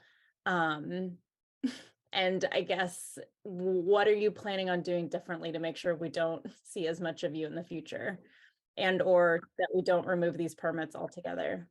Well, that was nice to walk into the subcommittee meeting the other day, and I went in just to request renewal. I didn't want to ruffle any feathers any further, and we were just going to work on maintaining those hours and in compliance for this summer. And then we had some unexpected support, and with the idea that if we did have another hour added just on Friday and Saturday nights, not any other parts of the week, that it would help us mitigate that kind of risk and kind of shorten the potential for error, so that we could continue to just provide music to our lovely city. And that was kind of the idea behind that, because it really, the hours that things really work is between about 8 and 11 or 9 to 12, and that's when we really pull in all of our customers, and that's when our crowd is, and we're just hoping for a little support there. And so here we are. And then moving forward, speaking with Mello Grant today, we were going to formulate a plan to mitigate more sound dampening, and I know in the past that was on the agenda, and it became more of a difficult kind of idea and build, but I think we have some ideas moving forward. I was brainstorming today about moving the stage kind of under an area of the building where it might not project as much towards some of the neighbors that have complained, and also I was researching, and you could build some isolation boxes for some of the loud guitarists, I suppose, where I assume most of that is coming from. Sometimes they get a little excited up there. So if I create these boxes that are isolation boxes, I can mitigate the sound a little more. Thank you. Great, thank you. Did you have any other questions, Councilor Hightower? I do not. Okay, thank you. So we'll go to Councilor Travers and then to Councilor Bergman. Thanks, President Paul. So thinking back, well, first of all, let me say that I agree with the points made by Councilor Hightower and Councilor Shannon with respect to city resources. I think we can all agree we've spent too much time on Orlando's, including the applicant. And hopefully we can move beyond it here this evening. Looking back to the hearing that we had with respect to the neighbor complaint, personally, I do believe our intent was that the entertainment permit was in reference to both the indoor and outdoor entertainment, and that all entertainment would be shut down during that 2-week period. And the reason why I say that is because there was quite a bit of discussion between us and the applicant with respect to how a potential suspension or revocation of the license could impact the business, and perhaps even shutting the business down. And so I think in large part the reason why we decided to limit it to a 2-week period where there wouldn't be any entertainment was to put something into place that would not have resulted in those sorts of consequences. All that said, I agree in looking back at the decision that it's not 100% clear in looking at the decision that we're referring to both indoor and outdoor entertainment permits. I honestly think our ordinances don't even draw a distinction between outdoor and indoor entertainment permits. And I think after spending a year on the license committee, I would like us as a council to look back at the entertainment permitting process to bring some greater clarity to that for all applicants. And so whereas the applicant in appearing before this council in the past has given us some reason to not offer them the benefit of the doubt, I'm willing to give them the benefit of the doubt here that you were acting in good faith to comply with the order here. And that's in part because the applicant, Mr. LeVay, did come to the license committee, I'd say, significantly more cordially than the applicant has come in the past, expressing sincere eagerness to avoid our running into future issues here. And so I do give the applicant the benefit of the doubt here. That said, let me just say one other thing. Councilor Grant, you weren't alone. Obviously, it took 2 votes on the license committee to extend the applicant's hours until midnight, and I joined you in extending the hours until midnight, and that's in part because whereas I took some exception to the way in which the applicant presented to the council, some of the arguments they were making with respect to how their closing time compared to other businesses with outdoor entertainment in the area compared. And in looking at other outdoor entertainment permits in the downtown area, admittedly, not every business that has an outdoor entertainment permit uses it, but I believe Orlando's outdoor entertainment permit ends earlier than any other business downtown. And the arguments that were made by the applicant with respect to their having to close up shop and end at 11, while other applicants downtown within a block or 2 away still have outdoor entertainment permit going, still making noise outdoors as late as 12:30. I think even one applicant is allowed to go until 2 a.m. downtown with respect to outdoor entertainment. That argument resonated with me. And so I mentioned that at the license committee, that if going until midnight could truly avoid our running into this situation again, that I was open to extending the hours, and when Councilor Grant made the motion to extend until midnight, I joined. My sense, though, is that the votes are not here in this council right now to agree with Councilor Grant and I in going until midnight. And I'm giving the applicant the benefit of the doubt. I will admit, though, I don't get out all that often, but I did happen to be out on Saturday night. And yeah, it was pretty loud coming out of Orlando's, and I don't know if the doors came ajar, as you say, or if it was for the weather, but they were both wide open, and the door going downstairs was open, and the music was pouring out of there, and we've received additional neighbor complaints since then, and so I want to vote in favor of this permit. My sense is that the votes are not there to go until midnight. I'm about to make a motion to put the closing time on Friday and Saturday back until 11 p.m. But I suppose what I would want to say before making that motion is that I still recognize the arguments with respect to your permit ending time as compared to other businesses. And what I want to say personally here is that I still remain open to, down the road, a permit time later than 11 p.m. I'm going to make the motion to 11 p.m. I hope it has the support such that we can get your permit approved tonight. And what I would encourage the applicant to do would be to certainly stick to the 11 p.m. ending time, but also to work with neighbors to see if perhaps there's a more collaborative, cooperative approach to coming back with a later ending time, to work with other folks about maybe installing some sound mitigation and dampening equipment. And you don't to the evening, and I'm willing to bet you that if you somehow were able to secure the support of those neighbors that have had concerns in the past, that there may be an opportunity for you to move forward there. So with those comments in mind, I would make a motion to amend the permit to move the end time on Friday and Saturday back to 11 p.m. Thank you, Councilor Travers. So we have an amendment to the motion to change the permit to end on Friday and Saturday evenings at 11 p.m. Is there a second to that motion? I'll second that. Thank you, Councilor Grant. Is there any discussion? And actually, I also wanted to acknowledge Assistant City Attorney McClanahan.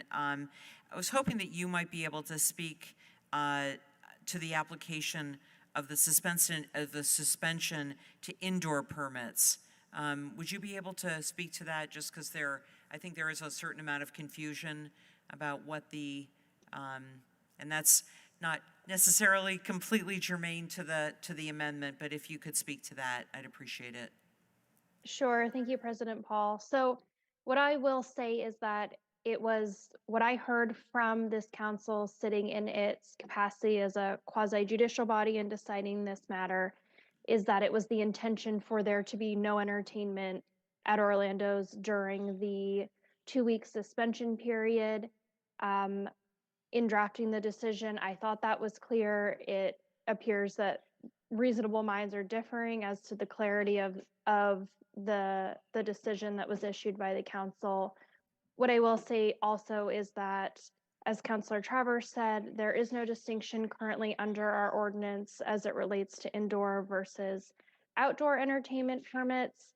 For some historical reason I have not yet gotten to the bottom of, we do have 2 separate forms for indoor and outdoor entertainment.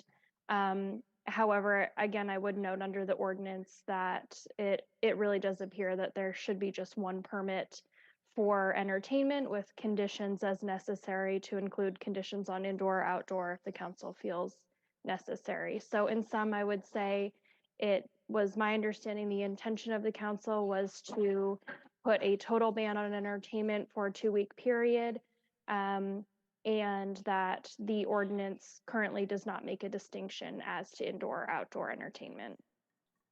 Great, thank you so much, Assistant Attorney McClanahan. Point of information. Yes. I'm just curious whether the permits that are in place right now for this current year, indoor and outdoor, however they're configured, whether there is any difference in the hours on either of the permits that actually are in place. Presently. Presently. Okay, well. Our indoor permit goes till 2 a.m. and our outdoor permit is 10:30 on weekdays and 11 p.m. on weekends. And then if you look at the language of the decision in summary. Okay, I got the information on the decision. I didn't have that other information isn't here. So there are, in fact, 2 permits and they have different times. Okay, thank you very much. Sure, Councilor Bergman. So we have an amendment to the motion to change the time for the permit to end on Friday and Saturday evenings at 11 p.m. So we should be talking about that amendment. Are there any other councilors who wish to speak to that amendment? My apologies. Councilor Carpenter. Well, just point of clarification, since I'm confused about whether it's 1 permit or 2 permit. I'm hearing there's 2 distinctions. They have a current indoor permit standing at 2 a.m. And so is the discussion just on how far or how long they can be outdoors, or is it on both permits? We are only talking about the outdoor entertainment permit. So there are, even though the ordinance is not clear, there are in fact, in reality, 2 permits. Yes. Any other councilors that wish to speak to the amendment to go back to the 11 p.m.? Councilor McGee. Thank you, President Paul, and thank you for being here today, Sean. I am supportive of this amendment. I was not supportive of extending the hours. I've heard from a number of constituents who were supportive of Orlando's being continued to operate until 11 p.m., but absent any efforts to dampen the sound, that it would substantially impact their ability to sleep. And so, you know, I like Councilor Travers, would be open to exploring that extension in the future, and would certainly like to see some progress made to dampen the sound in the patio there. Thank you. Thank you, Councilor McGee. We'll go to a vote on the amendment. So we do have people joining us via Zoom, and it does not appear as though this will be unanimous. So we will go to a roll call vote. Councilor Barlow? Yes. Councilor Bergman? Yes. Counselor Carpenter? Yes. Counselor Doherty? Doherty, Counselor Doherty? Yes. Counselor Grant? Yes. Counselor Hightower? Yes. Counselor King?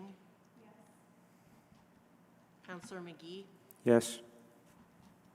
Counselor Shannon? Yes. Counselor Travers? Yes. City Council President Paul? Yes. 11 ayes, 1 absent. Well, I guess I was wrong about the unanimous thing. But we went through the exercise nonetheless. So we're on to the, we've changed the motion to amend from midnight to 11 p.m. on Friday and Saturday evenings. Doesn't appear as though there's anyone else who wishes to, Councilor Bergman. So my recollection of our decision was that it was for no entertainment at all. So I can now see, based on the evidence regarding the 2 permits, where there could be confusion. And that dampens my amazement that anybody could just thumb their nose at an order that says you can't have any entertainment, and then just go ahead and do that. So I'm very pleased that there's at least a reasonable basis by which you could have, acted the way that you did. So that said, there still continue to be serious problems related to the entertainment noise coming out of your establishment in relationship to neighbors, not the least of whom live in the BHA housing not that far away. I don't think that I can support this as currently constituted without there being greater protections. This noise dampening has been talked about for a really long time. Dare I use her hyperbole to say time immemorial.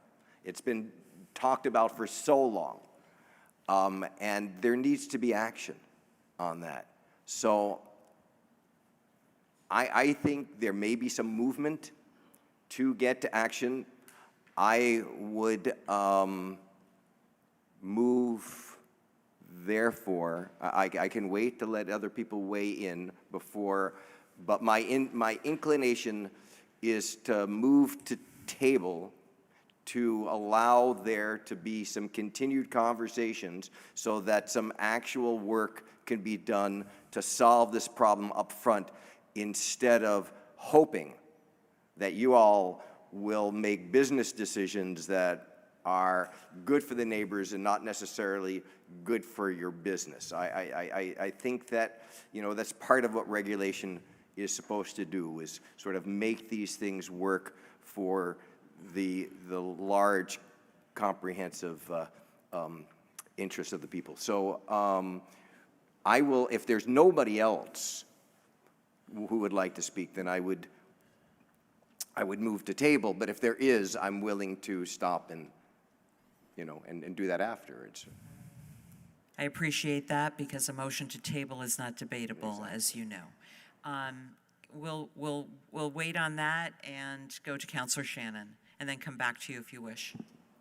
Thank you, President Paul. I just had a quick question, and I apologize for not alerting you to this in advance, but I didn't know in advance, because I don't usually, I don't follow you on Facebook. I did not know that, that there was a plan to ascend to wailing, stank face explosions on Thursday night. So I'm wondering, what is the plan now that the council has clarified the intention? We've heard from the city attorney. Now, what is the plan for being compliant with the suspension? Did we confirm that the interpretation of the hearing decision was unanimously the entirety of the entertainment, both entertainment permits? There has been nobody at this table that has expressed anything but clarity that this meant that there was to be no entertainment. I just find that hard to interpret because if you read the description of the initial problem, it was completely based on the 10:30 to 11 o'clock hours outside. It had nothing to do with inside, and inside's never caused any issue before, so it was really. So it sounds like that's going forward. Is that Well, no, I wanted some clarification because I didn't quite understand what was the unanimous decision. 'Cause if you read through it, it's really ambiguous. I don't know if there is a way at this is not exactly what's on the floor for a decision. This decision was previously made by many of us, but not all of us at the table. So I don't know what the process is for clarifying that. I don't know if that's something that we should know before voting on the permit, which is why I wanted to raise it. And I thank you for Councilor Bergman giving us that opportunity. If a city attorney wants to weigh in on that, I'm interested in the ideas of others.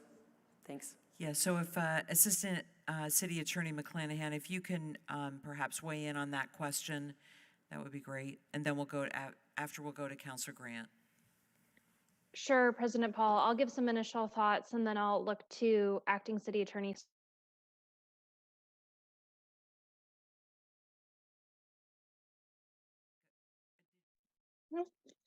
Sorry, can you hear me now? Yes, I was muted. I'll weigh in initially and then I will look to acting city attorney Sturdivant, who's in the room as well, to see if she has any other thoughts. I would say generally I would equate what the applicant is asking for is essentially clarification, requesting a clarification from the council on its order. Typically, the way that that would work is that the council would then provide that clarification if it feels that its current order is not necessary. So I think it would have the ability to do that verbally this evening by vote and then follow up in writing after the meeting tonight. That's the process I would suggest. And again, I would look to acting city attorney Sturdivant to see if she has any other thoughts on that. If you could clarify and just spell out what you feel is the process for us. I would, consistent with Assistant City Attorney McClanahan, I believe that the council could clarify that this evening if they wish to. Okay. Before we go to Councilor Grant, Councilor Shannon, you still have the floor. Thank you. So just kind of the mechanics of how that would work. Would we vote on the outdoor entertainment permit and then make a second motion on the clarification of the existing suspension? Is that kind of a practical way to get through it? Yes, I think that's probably the cleanest. Okay, thank you. You're welcome. Thank you, Councilor Shannon. We'll go to Councilor Grant and then Councilor Hightower. Hi, so the decision was before my time, so to speak. But as someone who looked at the decision because I wanted to understand all the issues at play, I didn't find it clear.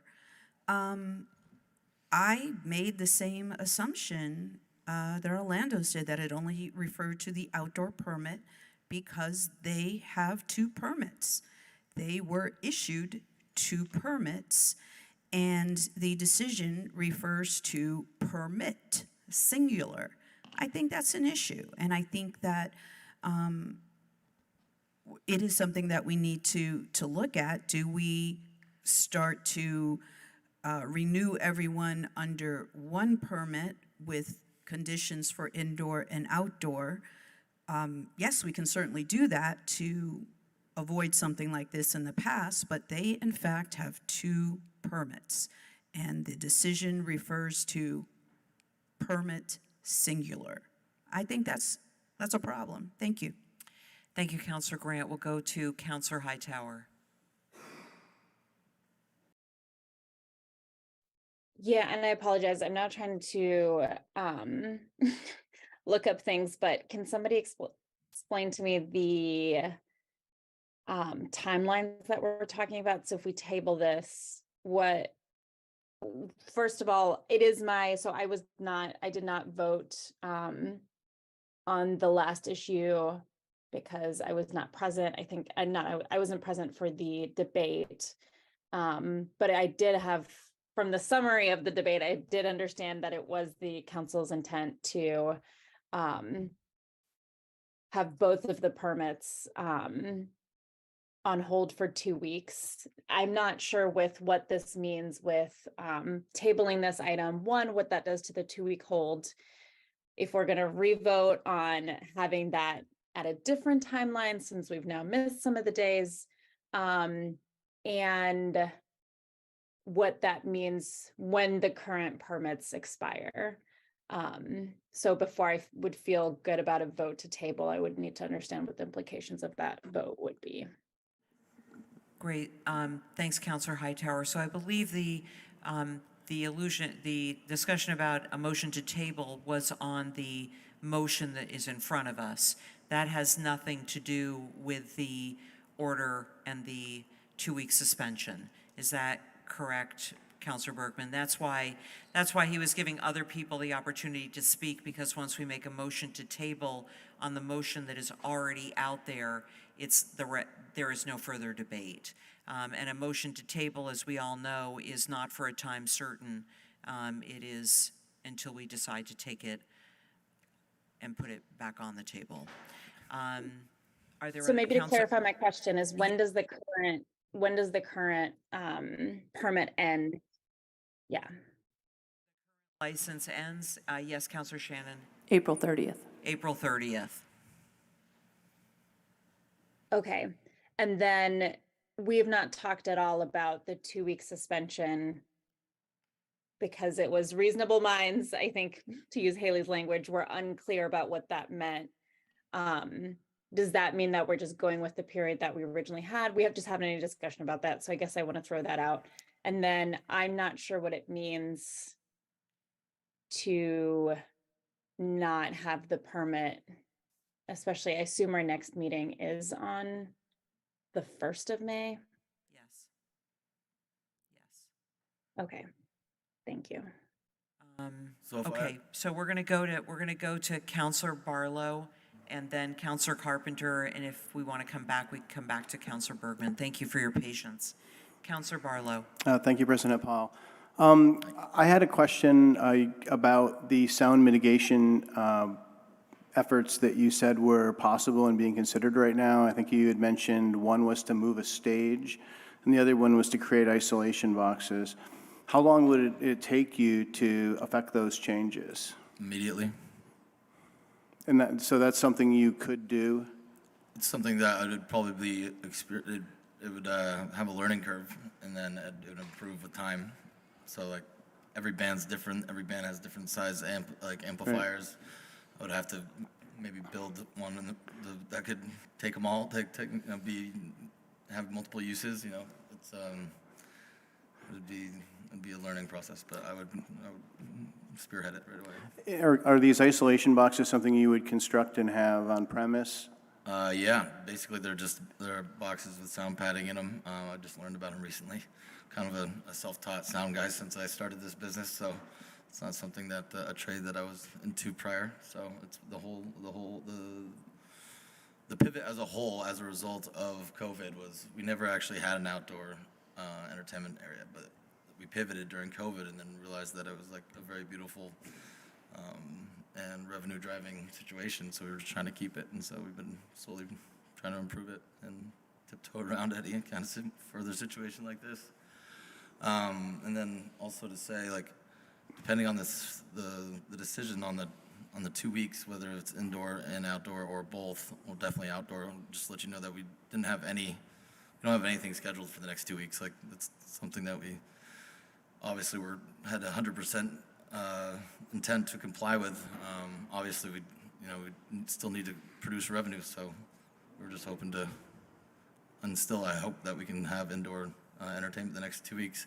And then if we table this, that potentially could add another 2 weeks on to any entertainment purpose. So some of these things, some of these decisions could be kill shots as far as, it's basically, it's how my business runs. It's my revenue model. If we don't have music, we don't really have as many patrons. So I just wanted to put that out there. Thank you. And that's one of my concerns about tabling right now, is that this is a business in our downtown that is predicated on having live music. So I would be concerned about us tabling it when we couldn't make a decision prior to the current, I guess, the current suspension. It goes through April 30th, and then we would meet again on the 1st and potentially could take it up then, but a motion to table is for no time certain.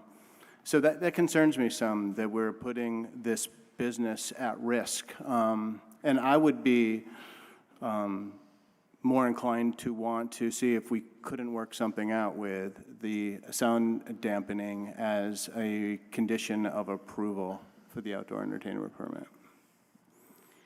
Great, thank you, Councilor Barlow. I believe that we did have Councilor Carpenter, you were in the queue, and then Councilor Shannon, did you want to speak before going to Councilor Bergman? Councilor Shannon? Yes? Briefly, yeah. Pat, okay. So first we'll go to Councilor Carpenter. I have a couple questions and a couple of thoughts. I actually did think there were 2 permits, so I thought the one we suspended was the outdoor one. So, and I was at that meeting, and I thought we were just talking outdoor. And I'm still confused. Setting aside the 2-week suspension, is Orlando's asking for a renewal of both indoor and outdoor, or just one, or I'm just not clear? My indoor permit's already been renewed, I do believe. We did that tonight. Right. Yeah. We're Okay. only here to talk about one thing. Okay. So we're only talking about the renewal of the outdoor permit.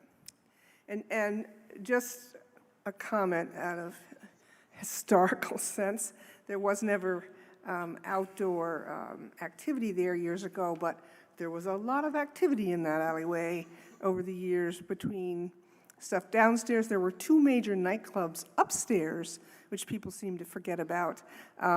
So it's never been a quiet end of town. I just want to get that on the record. And that doesn't mean we can't change things, but it is part of the downtown. And it, over the years, has had lots of live music, more indoor, but that drifts to the alleyway. And I think, as Council Grant pointed out, I think activity is a good thing. Thank you, Councilor Carpenter. We'll go to Councilor Shannon and then back to Councilor Bergman. Thank you, President Paul.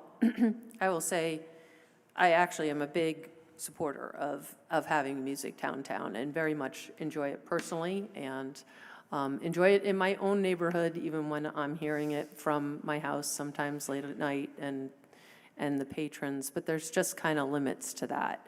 And those limits are actually one of our permit requirements. And we can do that, but you still have to be compliant with the noise ordinance. You still have to work with your neighbors. And that's where we've been running into trouble here. All I really wanted to say was, as the chair of the license committee, I can try and get a meeting together on the week of April 24th. I think I have a meeting every night this week. So I don't think I can do one this week, but I can try to find a date that all committee members and staff are available the week of April 24th, which would enable us to bring it back as soon as May 1st, I think. So I'll just offer that. Thanks. Okay, thank you, Councilor Shannon. So we'll go to Councilor Bergman. Thank you. So we approved the indoor entertainment permit for this year. So you will have the opportunity to have live music indoors under a permit that was just granted starting on May 1st.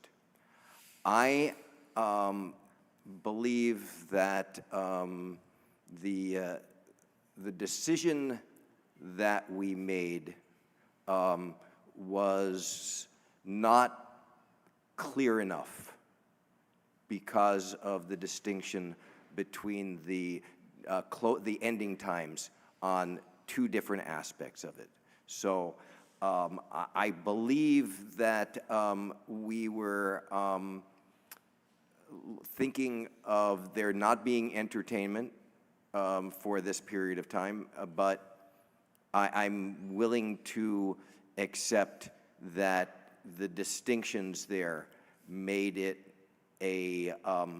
it made it reasonable that was not willful in deciding to not comply with the suspension.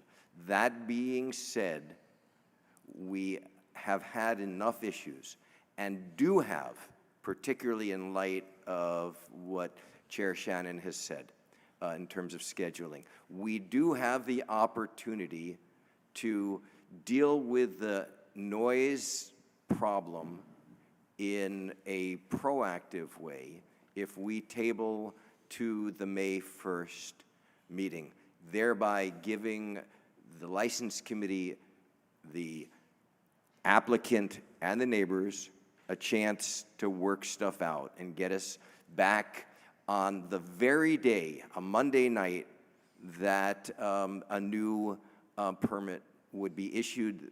What that would mean is they effectively would not be able, if we were to act with due haste and it all works out, they could have entertainment on Tuesday the 2nd, as long as we acted in favor. The mayor signs the resolution and or doesn't veto the action, and we all proceed to go about our business in a happy way. And I don't know, do you have entertainment tonight? No, we're not open tonight. So Monday nights apparently are not open, so no loss there. Given all of that, I too love music, but I also believe that people need the ability to sleep, and it's essential for the public health, and there's got to be a way for us to work it out. And so with all of that in mind, I would, in the spirit of not leaving the barn doors open for the horses just to run free for another year, I would move to table to the time certain of May 1st. All right, so that's not a motion to table. Well, That actually is a motion to postpone to a definite time. I'm not trying to kill this if that's what tabling would be.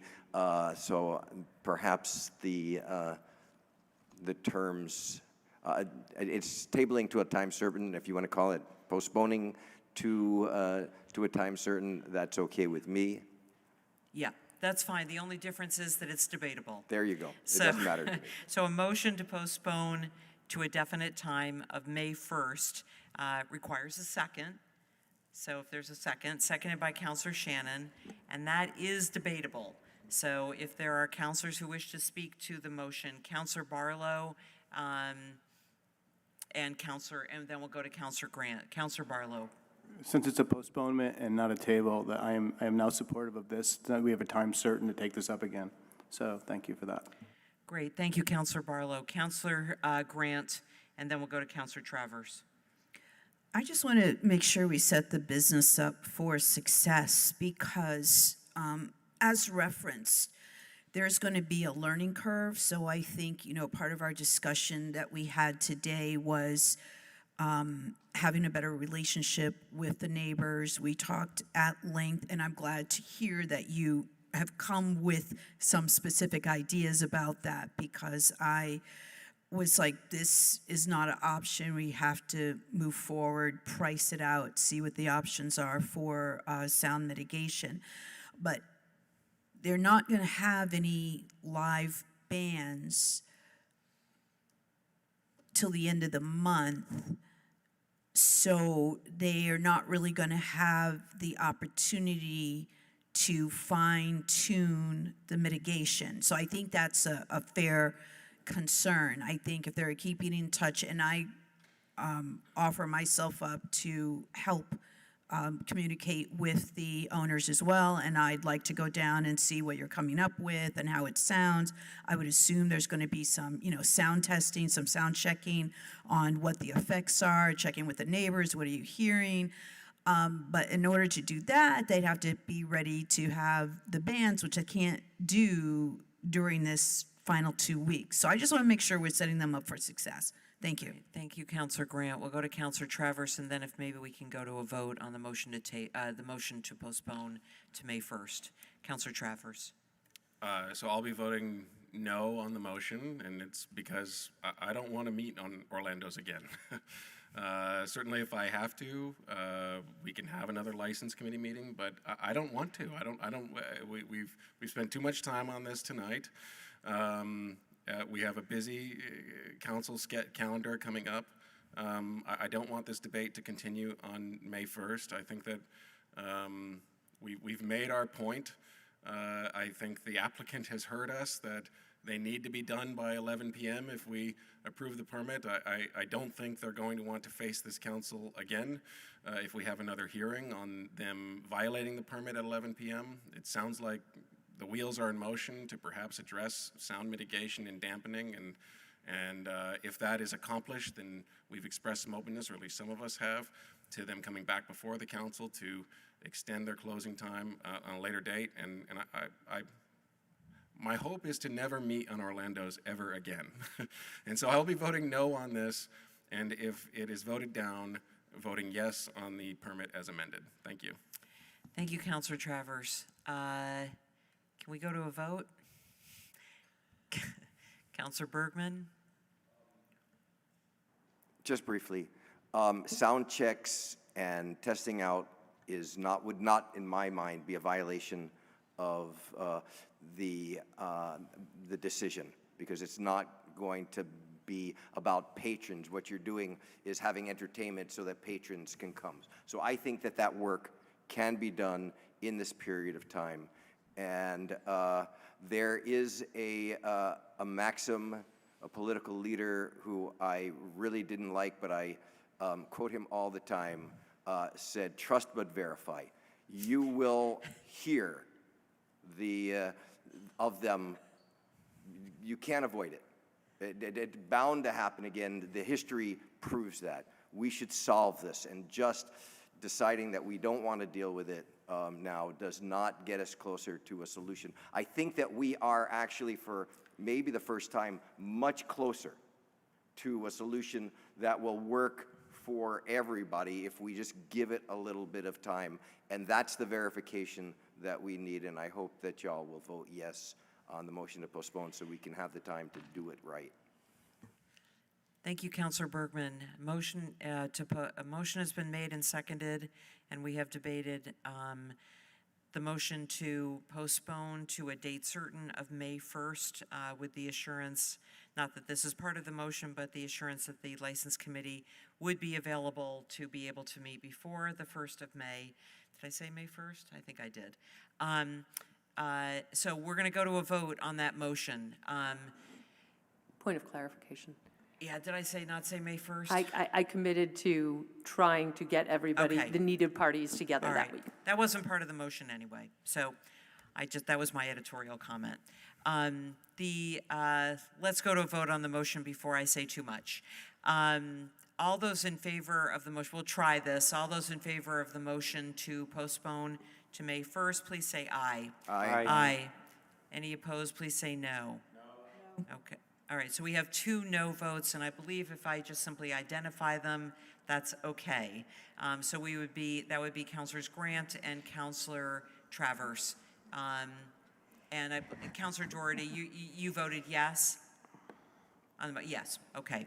So the motion is there's 12, 10, 11, that would be 9 to 2, and 1 President absent. Paul, sorry, if you could put me down as a no vote. I'm sorry. Oh, you are a no vote? Just need to do a roll call. Councilor Hightower? President Okay, Paul, I maybe- do yeah. yes. Okay, so we're going to do a roll call vote. Counselor Barlow? Yes. Counselor Bergman? Yes. Counselor Carpenter? If you could just make sure that you're up near the microphone, because I have been people saying that they can't hear us. Thank you. Counselor Doherty? Yes. That's a yes? Yes. Yes. Counselor Grant? Yes. No. Counselor Hightower? No. Counselor King? Yes. Counselor McGee?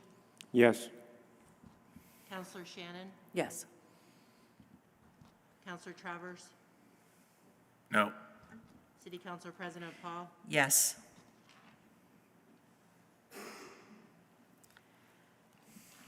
Eight ayes, 3 nays, 1 absent. Thank you. So that motion passes. So there is a motion to postpone this item until May 1st. Thank you for being here. We're going to move. Counselor Shannon. I would like to move to clarify the current license suspension, to be clear that this includes both the indoor and outdoor entertainment, and that both are suspended by which was the intention of the prior action of this council. Thank you, Counselor Shannon. So a motion is made to clarify that the past decision of this council was to apply to all music from April 15th until April 30th. Is there a second to that motion? There is not a second to that motion. So that fails for lack of a second. So we'll move on to the next item, which is item 6.02, an indoor entertainment permit application for Halvorson's Upstreet Cafe. We'll go to Councilor Shannon for that motion. Thank you, President Paul. The good news is your licensing subcommittee was unanimous in all of our other decisions that are before this council tonight. Thank you. So I will move to approve the 2023 indoor entertainment permit application for Halvorson's Upstreet Cafe with all standard conditions. Thank you, Councilor Shannon. Is there a second to that motion? Seconded by Councilor Travers. Any discussion on that motion? Seeing none, all those in favor of the motion, please say aye. Aye. Aye. Any opposed, please say no. That motion passes unanimously, which will bring us to the last permit, which on our agenda, which is item 6.03, an outdoor entertainment permit for the Elks Club. Councilor Shannon. Move to approve the 2023-2024 outdoor entertainment permit application for the Elks Club with all standard conditions. Thank you, Councilor Shannon, seconded by Councilor Travers. Is there any discussion on that motion? Seeing, my apologies, Councilor Carpenter. Well, number one, I'm looking forward to it, but number two, I'm just looking at their application, and it's clear there's outdoor and indoor and different types. So we definitely got to tidy this up a little bit, because to me, if you look at that application, it distinguishes 2 types of licenses. Thank you, Councilor Carpenter. Any others that wish to speak to the motion before us for the outdoor entertainment permit for the Elks Club? Seeing none, we'll go to a vote. All those in favor of the motion, please say aye. Aye. Aye. Any opposed, please say no. That passes unanimously. Which brings us to item 6.04, a tobacco license application for True 802 Cannabis. Councilor Shannon. Move to approve the 2023-2024 tobacco license application for True 802 Cannabis. And I believe this is also one that we can't vote no on. Right, this is something we cannot vote no on. So we do have a second from Councilor Travers.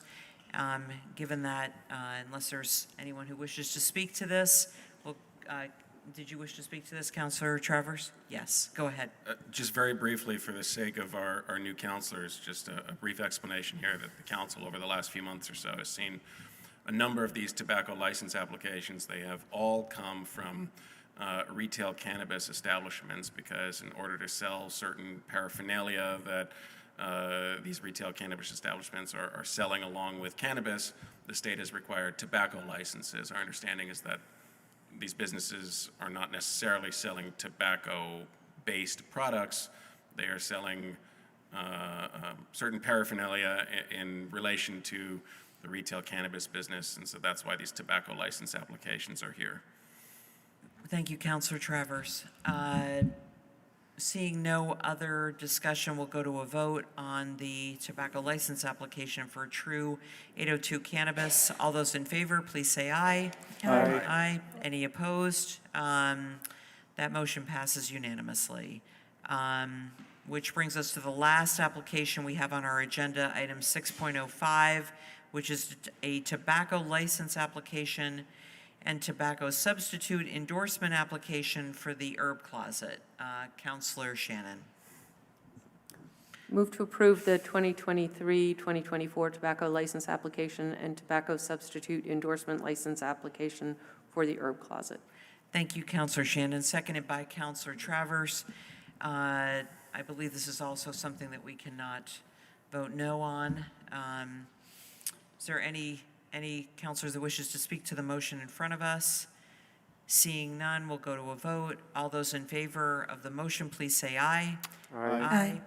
Any opposed, please say no. That motion passes unanimously. And that brings us to the final three items on our deliberative agenda. The first is item 6.06, which is the Winooski Avenue Corridor Study Implementation Update. We have with us Chapin Spencer, Public Works Director, Philip Peterson, Public Works Engineer, as well as from the Department of Business and Workforce Development, Kara Al-Naswari and Will Clavel. Welcome to all of you. And we got your memo. Thank you so much for posting that information to us last week. We've allotted, or trying to allot 20 minutes or so for this topic. If you could give us a brief overview, and then we'll go to questions to the council. And again, thanks for being here. Perfect. Thank you, President Paul. There are many signs of spring these days, and just to share with the council, one of the signs of spring that most excites me is the opening of the asphalt plants, and I'm pleased to report this week is that week. So for everybody, potholes are more durably patched when we have hot asphalt. So thank you. Yes, thank you, President Paul and the full council for having us tonight. This really is an opportunity to give the council requested update on the Winooski Avenue Corridor Study implementation. It's been a 5-year effort that many of us here at this table have been undertaking, and I do want to thank members of the Parking Advisory Committee for the Parking Management Plan, and also the Corridor Study Advisory Committee. Some who are here tonight, some counselors around the table who have helped us along the way. 3 top-line messages. One is implementing the city's 2011 transportation plan and the 2017 walk-bike plan is not easy. We have narrow New England streets, and the competing interests are challenging. Number 2, we understand the importance of getting this right on this current plan to implement 2 blocks of the corridor study along North Winooski to improve multimodal transportation and improve the safety for all modes. And number 3, we'll continue to be engaged in this process. The paving project is not the end of our engagement here, and the partnership with Business and Workforce Development, canvassing along the streets, and really working with each business along the corridor will continue. So just hitting each of these in a little more detail, we have undertaken a very thorough corridor study and a parking management plan recommended by the council here. And that engagement has helped the process and project. We have engaged dozens of businesses along the corridor, many stakeholders, residents, businesses alike, and it has made a difference. One of the key pieces that I brought forward as a result of the parking management plan was a recommendation that, thanks to the council for supporting, is to phase this project. The original goal was to look at implementing the corridor study's recommendation from Pearl Street to Riverside. And that was not a responsible recommendation based on the multitude of issues that we had to work through. So we have recommended implementing the smallest section of this corridor that we can and achieve some of our multimodal goals, in particular, continuous bike facilities from downtown Burlington to downtown Winooski, with the construction of the new bridge across the Winooski River, which we are working on, as you know.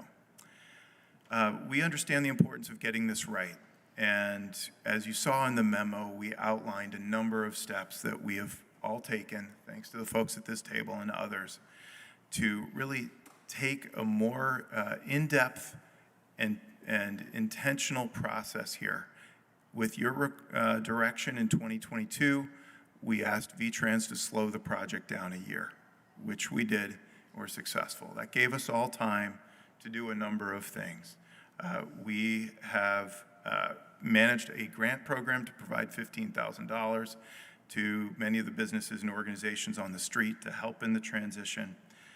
We have engaged CAPMA, the Chittenden Area Transportation Management Association, to work with businesses along the corridor.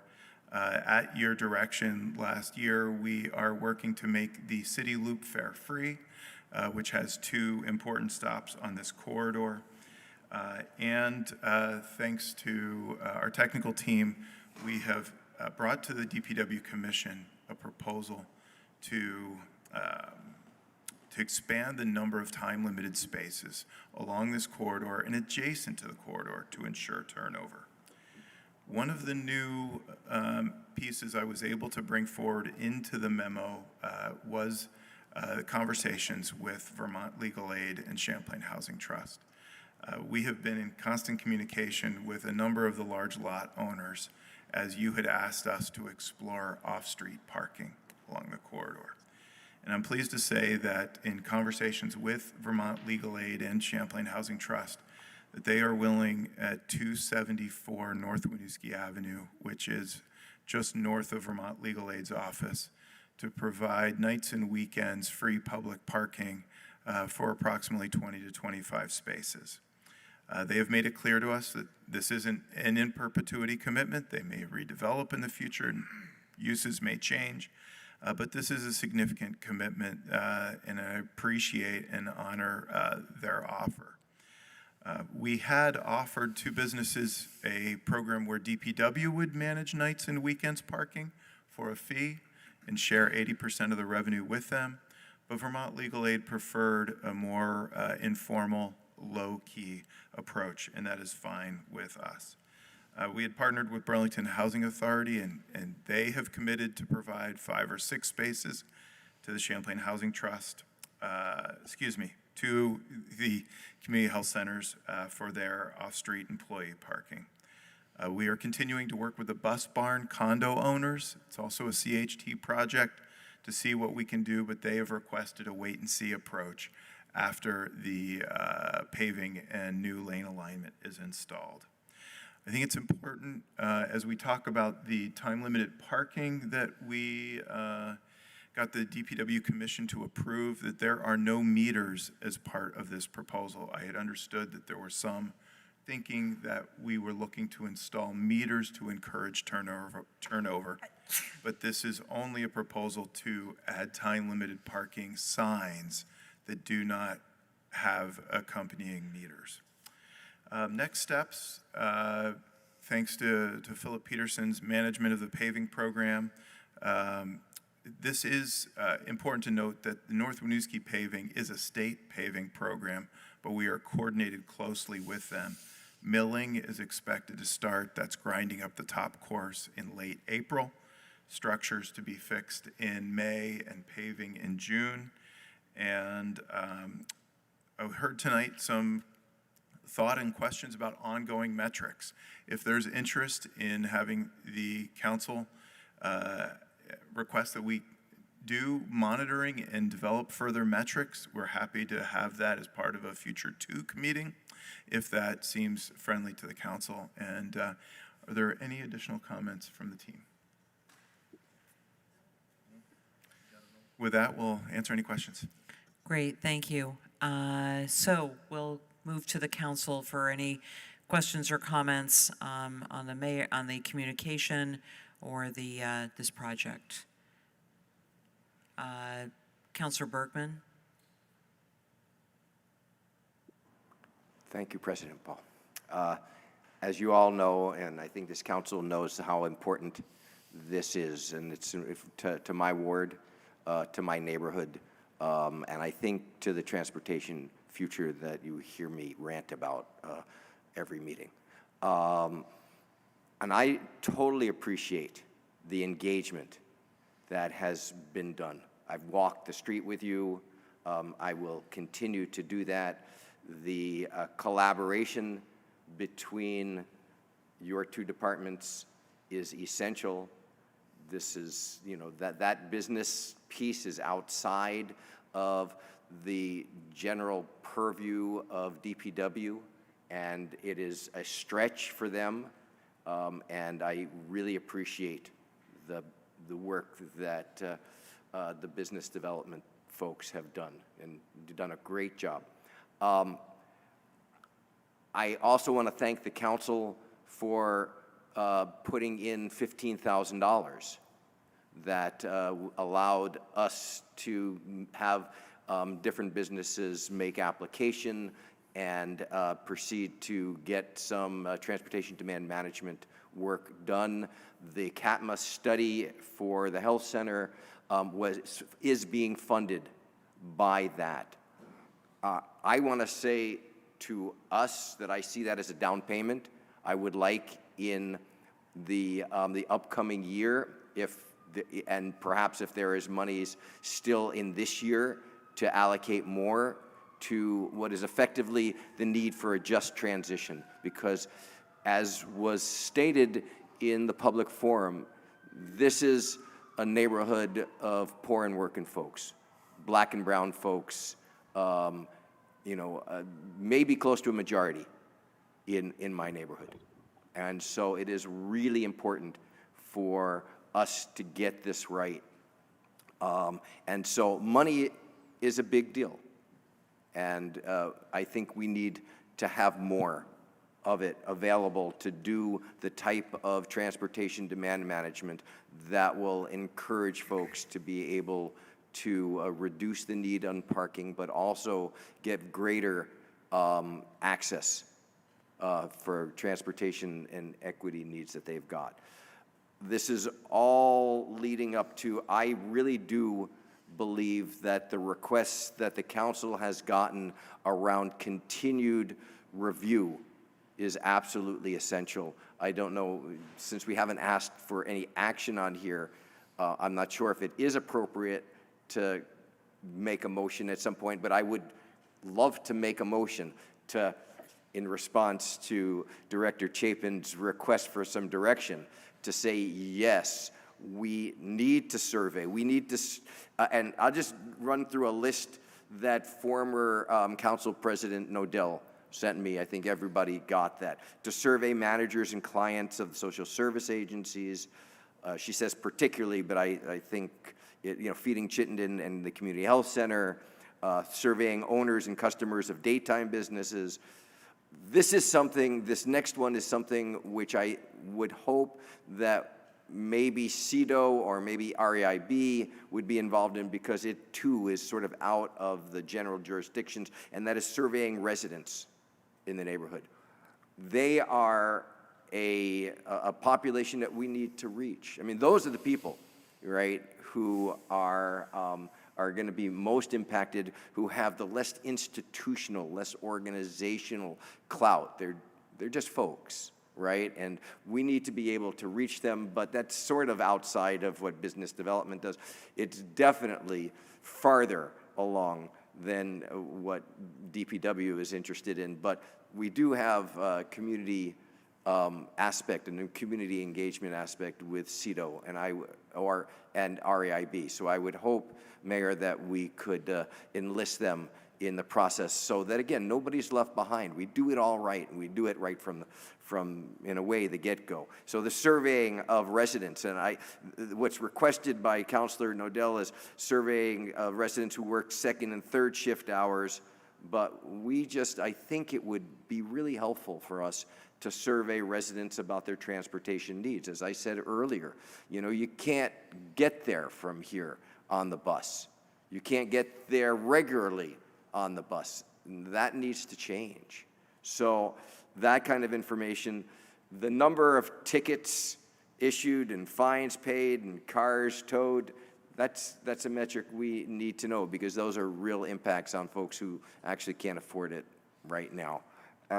And information on the use of the bike lane. Ms. Curry mentioned many of the same things, but the whole question of the city loop and its connection to servicing the health center is something that she raises that I think that we should just continue to look at. It's, we're touting ourselves for, supporting that city loop, and yet that's a major place that people need to get to, the health center. So we want to make sure that it's doing that. And then Liz has put forth a number of other data points that I think that we should follow up on. And I don't know, I'd leave it to the chair. I would be happy to make a motion that we request that staff and do that community engagement so that nobody's left behind by this change in the right direction in multimodal transportation. Thanks, Councilor Bergman. I think that's a lot in a motion. If you can sort of winnow it down to something, and we can go to, we do have two other councilors that are in the queue, Councilors Hightower and Barlow. I'll Happy let them to come do back to you. Yeah, why don't you come back? I can probably wing it right now, but let them talk. I've talked enough. Okay, thank you, Councilor Bergman. We'll go to Councilors Hightower, Barlow, and then Councilor Grant.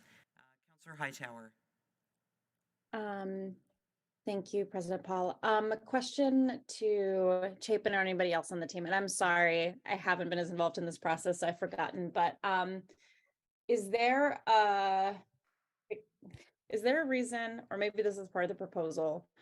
I do agree, sorry, first let me say, I do agree that the proposal on having so many different spaces with different timing allotments can be confusing. Definitely know that, going to other cities sometimes where it's like, this is Monday, Wednesday, and Friday, and this is Saturdays, and it can just be a lot. And I guess I'm also curious if somebody can remind me, is this section of the road staying two-way? And if so, why? Sorry, I know that's a very basic question.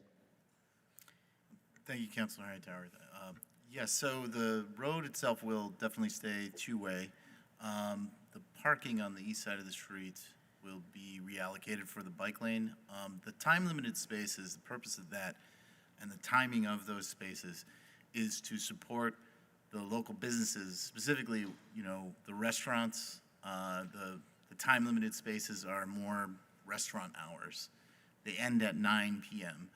And so once those time-limited spaces, the 2-hour spaces are, that 9 p.m. hour goes by, then local residents will be able to utilize those spaces to park overnight during overnight hours. There have been other proposals from the local community about, well, is it possible that we could put 3 or 2-hour spaces in on other streets, side streets, during daytime hours, like a 9 to 5 thing? We can adjust these time-limited spaces depending on the community needs. Does that help answer your question? So I think the part that I think gets confusing is having so many different times in a pretty small section of parking. So I think if you're just like, oh, right, I can park on this street or like in these spots for 2 hours, and then it's like, oh no, this is only 30 minutes. And it's also just a lot of street signs, which I think is just confusing for drivers in general, because then you just stop paying attention to anything because you're looking at all the things. I obviously agree with this change. And I really hate to like bring it back to the beginning, but I also am just, because the vast majority of that whole street is a one-way, I also just don't know. Sorry, that was my second question that I think maybe you didn't get to, which is like why we haven't just looked at making the whole street one way, since that's what it turns into pretty quickly, if I'm on the right street. Yeah, Thanks, Councilor Hightower. As part of the corridor study process where we evaluated different circulation patterns, we did look at significant changes such as actually making North Winooski two-way all the way down to Pearl Street. That was a conversation that the council had a couple decades ago about increasing access between the downtown and North Street. There wasn't as much interest in that proposal this time around, and I think generally what we heard from the public and stakeholders was an appreciation for what exists and a comfort with the current circulation pattern. Right, sorry, and I wasn't saying proposing changing some of it to two-way. I was proposing since so much of it is already a one-way, right? It seems like that would get rid of some of the pushback on the parking specifically, is if we could just turn that small section that is a two-way into a one-way. Yes, sorry for not being completely clear, but when we looked through the scoping study, the corridor study, there was an interest for dramatic changes, and while I talked about the lower section, we did not hear a groundswell of support for changing that north section either. So business access, two-way traffic can be very helpful for people accessing, the services and the businesses. So in terms of accommodating bus and emergency vehicles, it certainly would be a larger conversation to discuss one-way circulation on that stretch. Okay.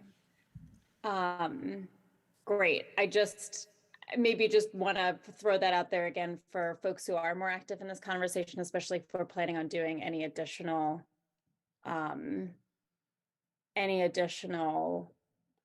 public surveying or anything else on that per Jean's proposal. I think just having that be a question in terms of what folks prefer would be good. And especially given, I love biking that last stretch of before it becomes parallel to all the other streets, because it's so wide. It's like such a wide road. It's such a wide bike path, which I assume also accommodate some of our larger vehicles, although it doesn't maybe have quite the circulatory, but I don't think a bus goes the other way on that road either. Just throwing that out there, that might be something that we can more explicitly ask about, what folks' preferences are between losing some of that parking and losing the counter traffic. That's all. Okay, thanks so much, Councilor Hightower. We'll go to Councilor Barlow and then Grant. Thank you, President Paul. And I want to thank everybody at the table for all the work that I know you've done on the corridor. I've been also along on some of the walking tours and spent a bunch of time talking to folks over there. And I appreciate also Director Spencer's willingness to continue an ongoing monitoring effort, and I'd like to see that included in action tonight on this item, a commitment on the part of the council to continue to monitor and evaluate and make adjustments as we need to as this thing goes in, because the impacts to some of the service providers and businesses could be really significant. I'm interested in that motion as well as Councilor Bergman's is also, and I didn't know if Councilor Bergman had something or he's working on it. Okay. So I guess I'll say that, and I'll look for a further comment on that, but I also have ideas around that. Great, thank you, Councilor Barlow. We'll go to Councilor Grant. Thank you. So thanks for listening to me, because I've had a lot to say. And I don't want to cover everything that I've talked to your department about, but what I will say publicly is that for the remainder of this and any future projects, to really take the character of each neighborhood into consideration, because I did hear things at times that were very dismissive of the neighborhood, such as, oh, people always complain about these projects and we just do them and then they shut up. That was kind of what was being said, and it was a little bit hurtful to people. And we are very different And that area was very different. And I think one of the comparisons I used was when we look at the biggest concentration of businesses in the New North End. Where is it? It's the Ethan Allen Shopping Center. Well, where do people park? In a big parking lot.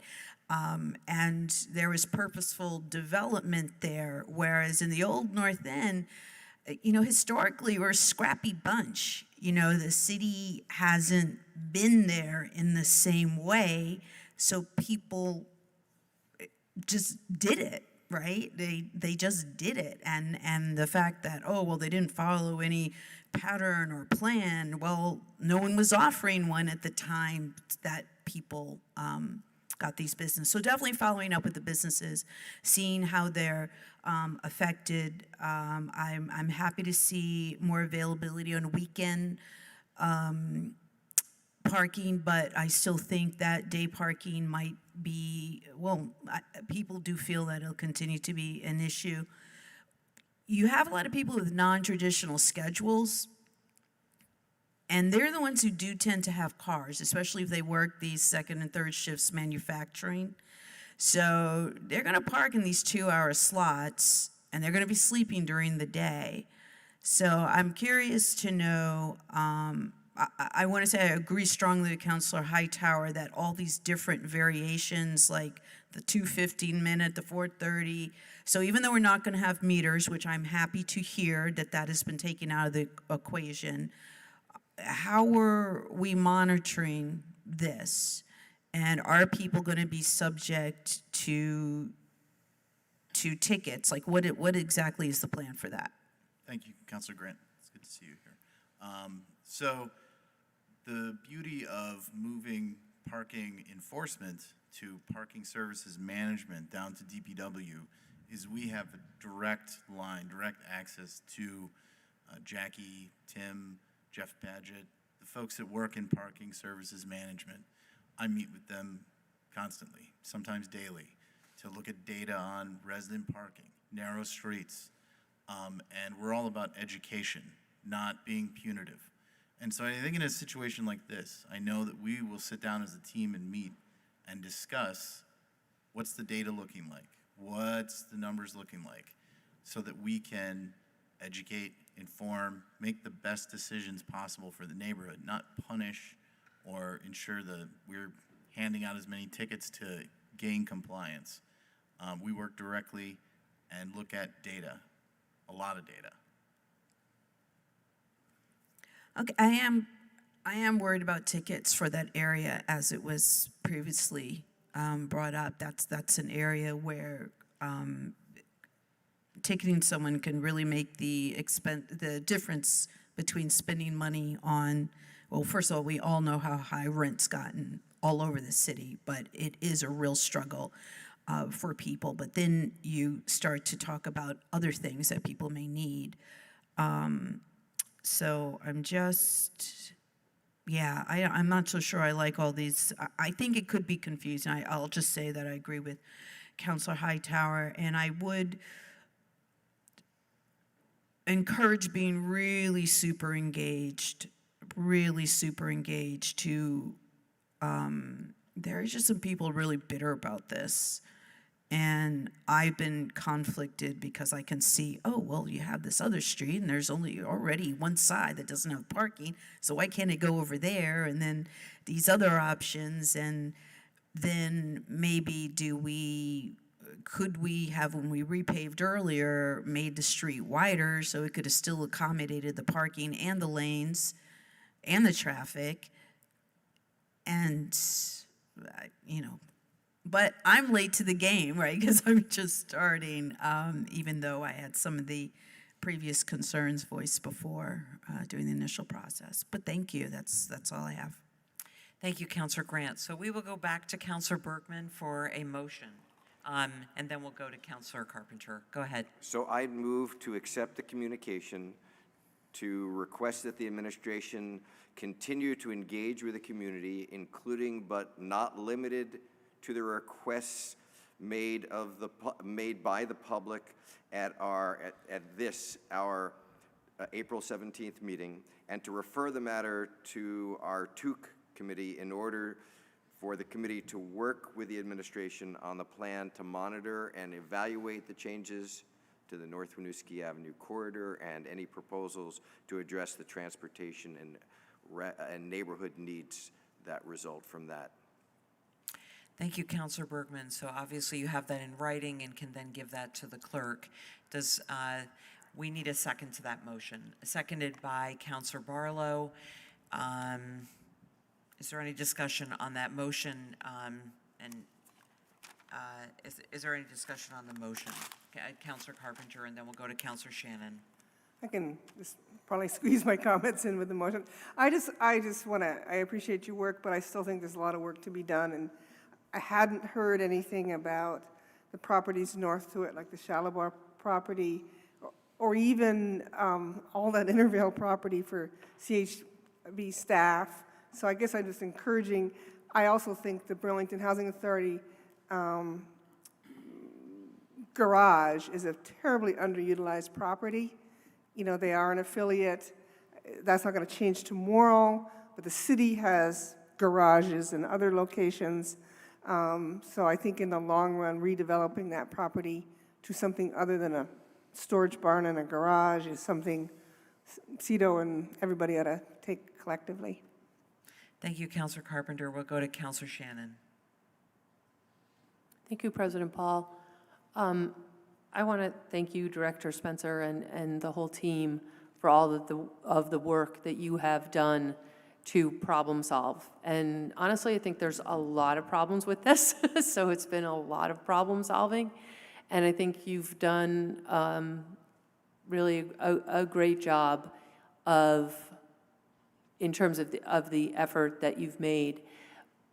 That doesn't really change that this is going to be pretty painful to a lot of the businesses, residents, and patrons in that area, and it remains a concern. I haven't been supportive of this in the past. We are where we are, and we need to move forward. But as we know and see in our own neighborhood, the parking stresses of life impact low-income people more than they do higher-income people.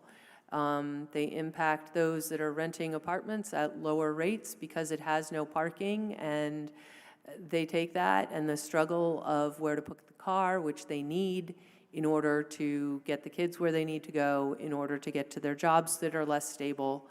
And I think it's really important as this moves forward for us to continue to evaluate exactly what are the impacts, because our intentions are one thing, and whether or not we're successful in meeting those goals is another. So we need to be measuring how well we're meeting our goals in terms of carbon, in terms of utilization of the bike lanes.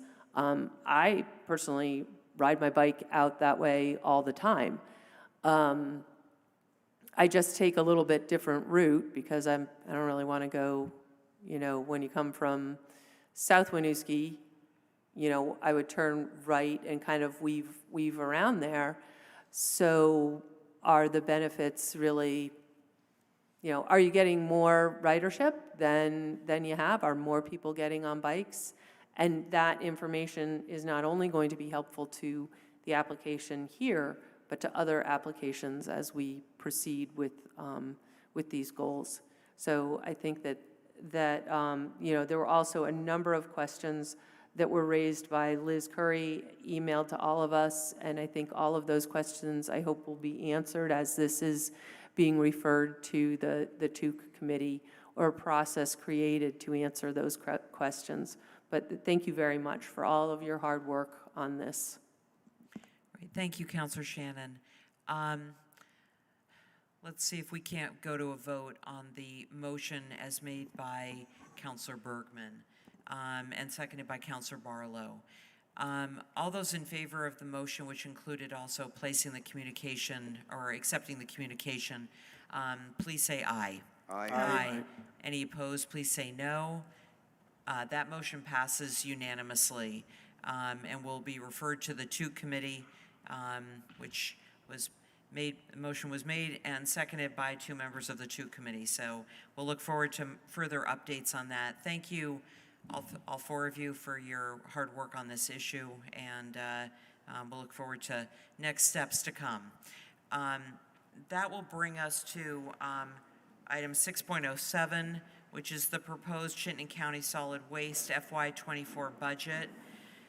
We do have with us Sarah Reeves. Sarah, thank you so much for joining us. Sorry to keep you waiting a little bit, who is the Executive Director of the Chittenden County Solid Waste District, joining us via Zoom. We've allotted 20 minutes for this presentation, and Sarah, if you could possibly limit yourself to about 10 minutes of discussion, and then we'll go to the council for comments and questions. Absolutely, We have thank you. There we go. We have you there. We can all see you. Thank you again. And I apologize for the darkness. We lost power and have not gotten it back yet. So I'm working by candlelight. I do have a PowerPoint presentation. If I could be allowed to share my screen, I will. If so, I can move very quickly through the slides. Sure, we will work on that. Wonderful. And thank you again. I very much appreciate the time on the agenda. And as you mentioned, my name is Sarah Reeves. I am the Executive Director for CSWD. And I'm going to switch over to slideshow here. We can see the PowerPoint. Perfect. Thank you. And let me get you going here. Okay. So for folks who may be tuning in who are new to Chittenden County, I know we've had a bunch of folks move in over the past couple of years. CSWD is a municipality formed by the communities within Chittenden County to oversee and manage the waste generated by residents, businesses, schools, and institutions. But this is our fiscal 24 budget presentation, so I want to focus on where we receive our revenue and then what we're going to do with it over the course of the year. So we have 3 main buckets of revenue: user fees or tip fees, which is what is paid directly to us by our customers, say at a drop-off center or at the compost facility. The material and product sales, so the sale of compost, the sale of recycling that's been sorted, and a solid waste management fee. Oh, the lights just came back on. Solid waste management fee, which is paid by haulers at Coventry when they bring Chittenden County waste to be disposed there. We do not assess our member towns any per capita fees. We do not receive any local tax dollars, so nothing from local income, sales, or property tax. And this is a quick slide to show how we're doing, and these numbers are as of 2020, so I think we're probably a little better on the organics piece, but we do a good job in Chittenden County of diverting our materials from landfill.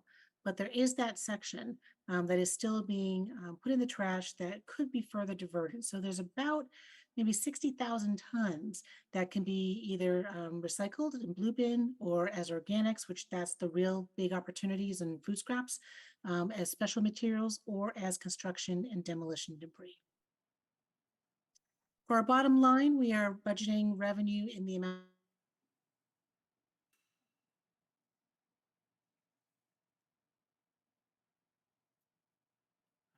I think you've frozen just a tad.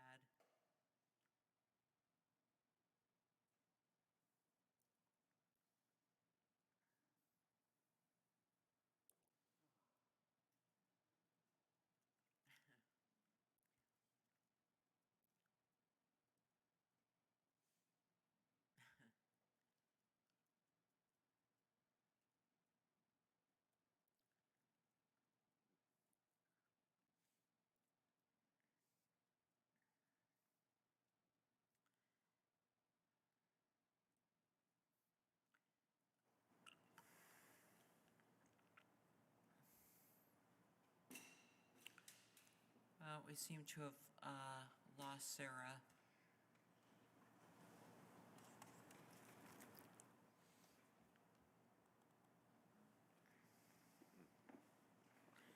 Don't see her on, actually don't see her on Zoom either. Yeah, so you know what, we'll, I'm sure she will get back. I don't know if, believe that Is Jared on? This is Jen Holiday. I just got a text. She did lose her connection. I can potentially pick up from where she left off, if you would like. Sure, that would be fine if you'd like to, or if you're in a position where you could. We received the communication, both of them last week. We could just go to questions from the council, unless there's something you'd like to add. Yeah, we can move to questions. I'd be happy to answer what I can for her. I'll just try to get my camera on here too. Sorry. Okay. Are there counselors that have questions on the information that we did receive? Counselor Barlow, and then we'll go to Counselor Travers. Thank you, President Paul. Yeah, I read through it, and I was trying to understand what the impacts to users of the system would be, and it seems like if I've distilled it to its essence, it's like the MRF tipping fees are going up $5, the organic diversion facility tipping fees are going up $5 a ton each, and the drop-off center bag fees are increasing by $1. So is it fair to assume that besides the drop-off center bag fees that we may or may not see increases to residents and users of the system for the MRF or organic portions based on their haulers' ability to absorb those costs? Does that make sense? That is correct. Our drop-off center bag fees are, depending on which size bag it is, increasing more than $1 in some cases. The large bag fee is, oh, Sarah is back. Sarah, we decided not to finish the PowerPoint and just go to questions, and for whatever reason I can't get my video going. So the question was, what impact will the individuals see from any of our price increases from the MRF and the organics facility?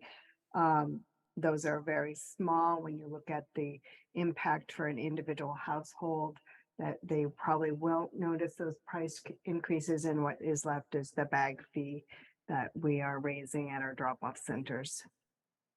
That's correct. Okay, thank you. That's my only question. Great, thank you, Counselor Barlow. We'll go to Counselor Travers. Thank you, President Paul, and thank you very much for the presentation. I don't necessarily anticipate that you would have an answer available to this right now, and it's quite possible that even if you did have the answer, that it's not something that could be shared at this moment. So happy to follow up with you offline and to bring in representatives from the Department of Public Works as well. But I know, as the counselor representing Ward 5, but really all of Burlington, that Burlingtonians are very interested in a drop-off center returning to Burlington. And I know that in December, the council acted to extend the timeline within which an MOU, or to extend the MOU within which a property transfer at Flynn Avenue can be considered. I'm excited to see in the budget some monies that are dedicated to the construction of a new drop-off center in Burlington, so that's great. But to the extent you're able to share, or if not right now, if we could follow up at some other time, it would be great to get an update with respect to what the timeline is on constructing a new drop-off center in Burlington. And then I suppose a follow-up question to that is whether or not there's any opportunity to reopen some services, if even in a limited capacity, between now and whenever the new Burlington drop-off center is constructed. Thank you.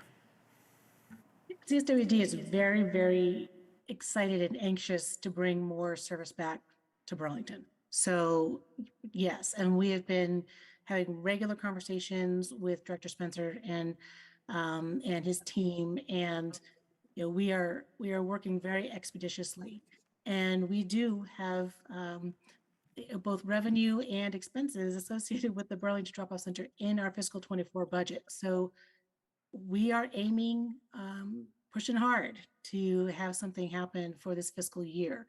It's really important to us. So So yeah, we'd be happy to provide an update, and I'm sure as Chapin would as well.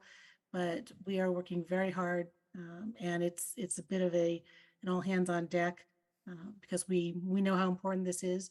As far as interim services to increase the services at Pine Street, that is there could be some possibilities there. It's a little trickier, but we're definitely open to seeing if there's something we can do in the interim. But we really wanted to make something happen this year. And like I said, we're so hopeful that we put it in the budget. Great, great. Thank you, Councilor Travers, and thanks for that answer. If there are no other councilors with questions, and I can't see Councilor Hightower. I do have my hand up. Okay, all right. Just wanted to check. Go ahead. Thanks for asking. This isn't really completely related to your presentation, but I'm just curious because I know that there was a moratorium on accepting containers, compostable containers, and I'm just wondering where that's at and if you expect that to continue what we're working, because I still know a lot of folks around Burlington businesses still offering compostable containers, which seems like a waste to me. If so, just wanted to check in with that and if there's anything that you're doing or that we can support you doing, but if that is expected to continue on advising on alternatives for some of those businesses. Thank you, Councilor. That is a great question. And yes, that we have stopped accepting compostable products at our Green Mountain Compost facility, at the Organics Diversion Facility, simply for the reason that many of the compostable products look so similar to non-compostable products that it is very hard for both the consumer and for our employees to distinguish between them. And then they end up contaminating the compost. And we have such a high expectation for the quality of our products that we simply can't ensure that we will not be able to get all of them out. We have been working for the past couple of years with businesses on alternatives to using those products because you're right, it's an additional expense. And if it's not going to be composted, then it seems silly for the business to go to that additional expense. If the materials do get into the landfill, they will degrade over time. It's better than plastic being in the landfill. So it does have that modest beneficial effect, but it's not the same as going to a compost facility that could accept them. And there are not that many compost facilities in the country that do. So we were one of the last to try to make it work. And in order to ensure quality, the high quality of the finished product, we just couldn't find a way to do it. And one more question, and this is just me getting wonky. It's because I'm curious. And compostables in the landfill breaking down, is that actually a good thing, or does that just have methane implications if that's too large of a percentage of the waste? Yeah, well, right now, so organics in the landfill, all organics, anything that can break down. So if you're looking at food scraps and food related products, it's about 26 or 27% of what's going into the landfill from residential sources. So there's already quite a lot. And that's where that opportunity is for us as consumers and as waste generators to pull out as much as possible of those, the food scraps, which generate, when they start to break down, the highest amount of methane right off the bat. But landfills are designed to capture that methane. Like that's part of their gig. So the landfill in Coventry does a great job at capturing the methane and then turning it into electricity. So it's not ideal. We want to keep as much of that material out.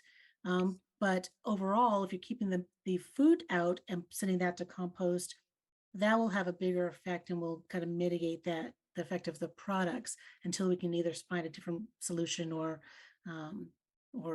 figure out a better way. Great. Thank you. Thank you. Thanks very much, Councilor Hightower. We do need to, we are a member municipality of CSWD, and we do need to act on their budget.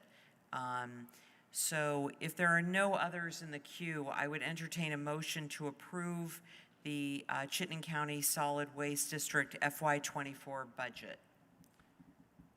If someone could make that motion. So moved.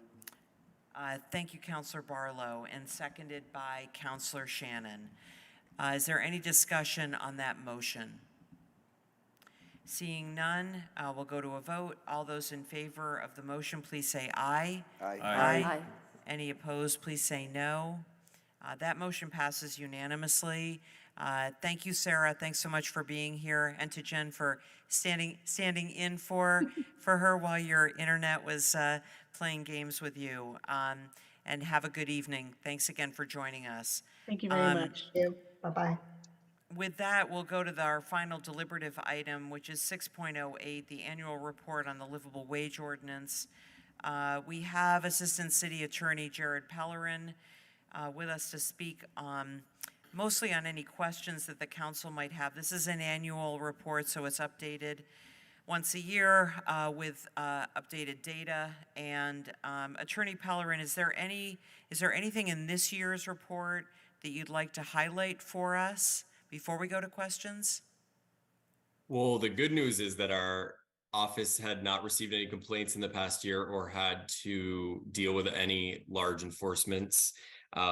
So just quickly to highlight for everyone, as of 2001, the City Council passed this ordinance as a way to provide a minimum level of compensation for employees through entities that we work with in city contracting. And we have two great livable wage monitors who have really been proactive this past year and visited a lot of sites throughout Burlington, meeting with contractors, subcontractors, and gathering information. So Chris and Marty hit the ground running, and they were happy to come back to us and report that most everyone was in compliance, and those that weren't in full compliance, a lot of it had to do with just educating them and getting out there and letting them know about the livable wage ordinance and the requirements under it. So our office is going to hopefully utilize Chris and Marty a little bit more in this, spring into summer, when the city really starts doing a lot of contracting, as we set off in the new budget after July 1st, and making sure that all of our departments, if there's been any turnover in them with individuals who are working on contracts, that they're also aware of the livable wage. But the good thing is, again, that we are pretty solid footing right now. And I think that's captured in the report as well. That's very good news. Thank you, Attorney Pellerin. Are there any counselors who have any questions on this annual report? Counselor Grant. I was just curious there seemed to be an issue with some of the employers who are in construction having issues with their subcontractors. So obviously those issues that were caught were being resolved, but going forward, what type of documentation are they getting to ensure that they do a better job with their subcontractors? So that is a challenging thing, Commissioner Grant, for us to make sure that we're holding their feet to the fire, so to speak, completely. But we put language in all of our RFPs, and then there is language in all of our contracts as well. And we require the certificate of compliance. So departments should be receiving that, and that's what we're trying to track. So it's really just making sure that departments, as they go out and contract with anyone, whether it's construction or service contracts, et cetera, are really educating these people that we're not just paying lip service to the language in the contract, and making sure that we're looking for the compliance on the contractor's end, to then hopefully they will know that we're very serious about this, and we want that information passed to any subs that they're working with. And we do require that, if they're signing this contract with the city, that they're ensuring that their subs are also complying by the livable wage ordinance. Do they, if they get the instance where one of the subcontractors they were paying people under the table, is there any future consequence if something like that happens again where subcontractor is not properly vetted in that way? Yes, I mean, I think that we would have that communication with departments. First and foremost, we try to resolve it without having to take it to some type of enforcement where they could receive fines. But we do communicate with them, try to see, okay, and then if they are a second time after being audited again, because we'll come back, and Chris and Marty they'll like leave the audit open if they need to and go back to them. And then in the case where someone may be continuing to be a quote unquote bad actor or not in compliance, then at that point, our office would have the conversation with the department about, okay, are we going to move to potentially terminate this contract, or just in the future, are we going to know that this is not an entity that we want to continue to work with? That would all just be on a case-by-case basis. And of course, the seriousness of the violations, et cetera. Thank you. Thanks very much, Councilor Grant. Are there any, Councilor Carpenter? Thanks, and I think Councilor Grant brings up some good points, and just this is more of a suggestion of, I know how desperate contractors are. They move fast, they get confused, and I would just suggest that we might, as a city, want to do more education, maybe a YouTube video on how you do these things, because I think it's just an employment market where small contractors are going to stumble a lot on this, and I think there's a lot of work to be done. And everybody thinks they're an independent contractor and doesn't understand the rules. So I think there's just more work we should be doing on that. Great. Thanks so much. Thanks, Councilor Carpenter. Are there any other? Seeing no one else in the queue, I would just entertain a motion to waive the reading, accept the communication, and place it on file. So moved. Thank you, Councilor McGee, seconded by Councilor Shannon. All those in favor of the motion, please say aye. Aye. Any opposed, please say no. That motion passes unanimously. Thank you so much, Attorney Pellerin, for your time this evening. You're most welcome. That completes our deliberative agenda. We have just a few items left. The first is item 7, committee reports.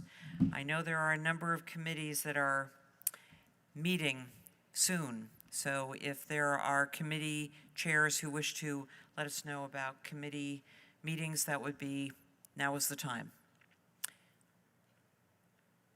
None? Okay. I knew there were a few. Councilor Travers. Thanks, President Paul. So the Ordinance Committee will be relatively busy over the coming month. This week on the 19th, we will be taking up the zoning amendment that was approved by the Planning Commission with respect to the South End Innovation District. That meeting, again, will be on April 19th. We have also scheduled a meeting to be held on May 8th regarding that same topic, if needed, and I'm assuming it will be needed given the breadth and public interest in this amendment. So April 19th and May 8th will be the meetings on the South End Innovation District, and I turn to Councilor Bergman as to whether or not I can provide an update, or if you would like to provide an update on, okay. So as the council will recall, in the last council year, we approved a resolution that requires the ordinance and charter change committees to meet jointly on the question of police oversight and accountability. Our first meeting as a joint committee will be held on May 4th. I know Councilor Bergman and I, who will be co-chairing that committee, have been talking about different members of our community who no doubt should be specifically invited to that meeting, but of course the whole public will be invited and encouraged to attend to begin the discussion on this important topic. We have also tentatively scheduled meetings to continue that work as a joint committee on May 23rd as well as May 30th, with the hope being that we can have made a good amount of headway prior to our first meeting as a council in June. Although at that first meeting on May 4th, we'll be discussing scheduling matters for the remainder of May and the potential for some June meeting dates as well. Great, thank you so much, Counselor Travers. Any other committee chairs who wish to offer an update? Counselor Hightower. Great. Thank you, Counselor Paul. Just an update that CDNR will be meeting on, I just had it up, April 27th. I am hoping that even before that, I will have submitted a resolution to the full council for May 1st that maybe we will get a chance to review and refine specifically regarding camping and designating some staff time to propose a policy around that. But we will be meeting on April 27th. Great, thank you so much. If there are no other committee chairs, we'll close out that item and go to item 8, which is City Council General City Affairs. This is an opportunity for councilors to comment on things that are happening in the city. Are there any councilors who wish to offer an update? Councilor Shannon. Thank you, President Paul. In the process of dealing with these issues around Orlando's, I was talking to police officers more than I normally do, and it raised some really serious concerns for me. I talked to a police officer that was working his third 18-hour shift, a third day in a row of 18-hour shifts, and I think that the working conditions in the police department right now are really concerning, and I don't know that there is a lot that we can do about it, because I think that we have to cover the shifts, and they feel an obligation to cover the shifts to keep our community safe. But I do think that it's important for our community to recognize the sacrifices of the men and women in this department, as well as the sacrifices of their families, and I know that we're looking at retention bonuses for people, but the quality, we can't overlook the importance of the quality of life. And they need more support from our council, they need more support from our community, and we need to hire, ultimately, the only real solution here is to hire more officers. And while I'm really impressed with the number of officers we've been able to attract to get into the academy, it's really a 2-year process before they're fully trained and ready to go. And I hope that we can continue to think about ways that we can support the department and improve their quality of life, because we're at great risk at this moment, quite honestly. Thank you. Thank you, Councilor Shannon. Councilor Hightower, I see you have your hand up. Is that for this or just not a hand that was put down? That is old. My apologies. Okay, no worries. Councilor Grant, was that a hand up? Yes. Go ahead, please. Thank you. So I've certainly been thinking still a lot about the police department. You can put the girl on the council, but you can't get the commission out of her, I hear what Councilor Shannon is saying, but I will say again that there needs to be a certain amount of accountability within the department to help improve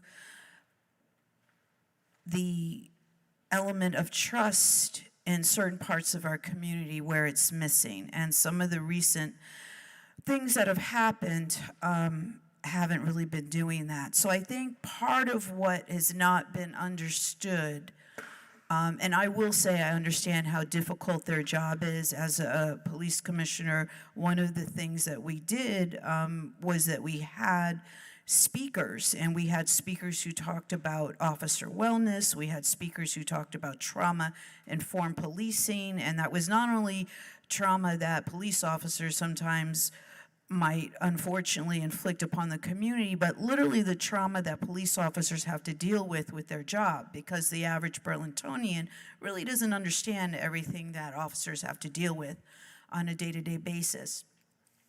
But there is this lack of understanding, and I believe it continues to be a leadership issue, that there has to be an examination inward for types of behavior that can be changed that would improve communication and trust. There's a lot of talk about President Obama's Council on 21st Century Policing. It's a buzzword. People feel that, oh, we say this sounds nice. You know, we liked Obama. We liked what he did with the meetings and how he came up with these pillars. But the average person doesn't really know what the pillars are. And the average person doesn't have an understanding with regards to these pillars, what is our department doing? And therein is the big lack of engagement. First pillar is the most important one, and that is trust. And we are not always working on that. And we have to be real about that. We have not been real about that. So we can say all these things. Trust is earned, and that's important to remember. So I personally hope to talk to the new public information and engagement officer to see what's being set forth for her in terms of how she's going to do her job and what ideas that she has and things that have been going on in the community to make sure, since she's new to the community, to make sure that there's an understanding of the concerns that have been raised. Thank you. Great, thank you so much, Councilor Grant. Seeing no other counselor wanting to comment on general city affairs, we'll move on to item number 9, which is President Council updates. The only update that I do have is that in the past it's been a tradition that we received annual commission reports, and then a number of them years ago they used to all present their report. I remember that because I was on a commission and it was a very, very long council meeting.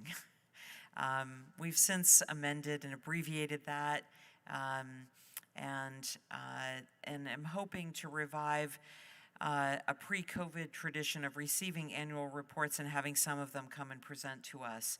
So with that, I did ask the Parks and Rec Commission and the Board of Health to come in May and present their reports.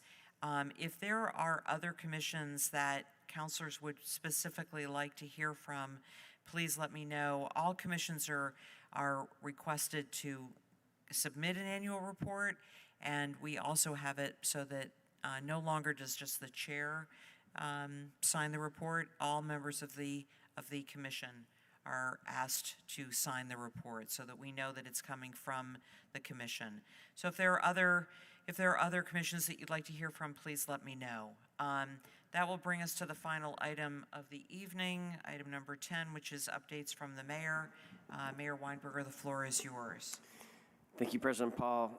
Just 2 quick items for me tonight. One, I just want to make sure councilors and the public were aware that we did have an announcement of this last week, and it got a little bit of attention, but it is something I think councilors may be interested in following up with their constituents on. We have launched a new revolving loan fund using $500,000 of ARPA funds. This was part of the FY23 budget, and the intent with this program is for zero interest revolving loans to stabilize and support the growth of Burlington's small businesses. The funds are specifically available for underserved business populations who have traditionally faced barriers to accessing capital. On the Business and Workforce Development website, you can find out more information in a number of languages about these loans, and it is intended that these loans be available to support, again, small businesses, local, women-owned and BIPOC-owned small businesses are a special focus of this program. And the other item I just want to mention, it was exciting to be in Montpelier last week and be with about 500 other Vermonters calling for meaningful state investment in affordable, high-quality childcare. This was an event that was sponsored by Let's Grow Kids, who has been the city's partner in the Burlington Early Learning Initiative for years now. There, as you may have heard, significant reform has passed one chamber of the legislature, and there is real hope and excitement that we could see action on this year. This could have implications for Burlington's Early Learning Initiative. It's possible that depending on how this is implemented, it could, it could change what the need here is in Burlington and how we continue to try to make progress in this area. So I know this is something the council's taken interest and action on in the past. Wanted to report back on that. That's what I got for you tonight, President Paul. Great, thanks so much, Mayor Weinberger. That brings us to the end of our agenda. I'll ask for a motion to adjourn. So moved. Made by Councilor McGee, seconded by Councilor Carpenter. All those in favor of the motion to adjourn, please say aye. Aye. Any opposed? Please say no. We are adjourned at 9:14. Thank you for joining us this evening. Our next meeting is May 1st, and we'll look forward to seeing you then. Have a good evening.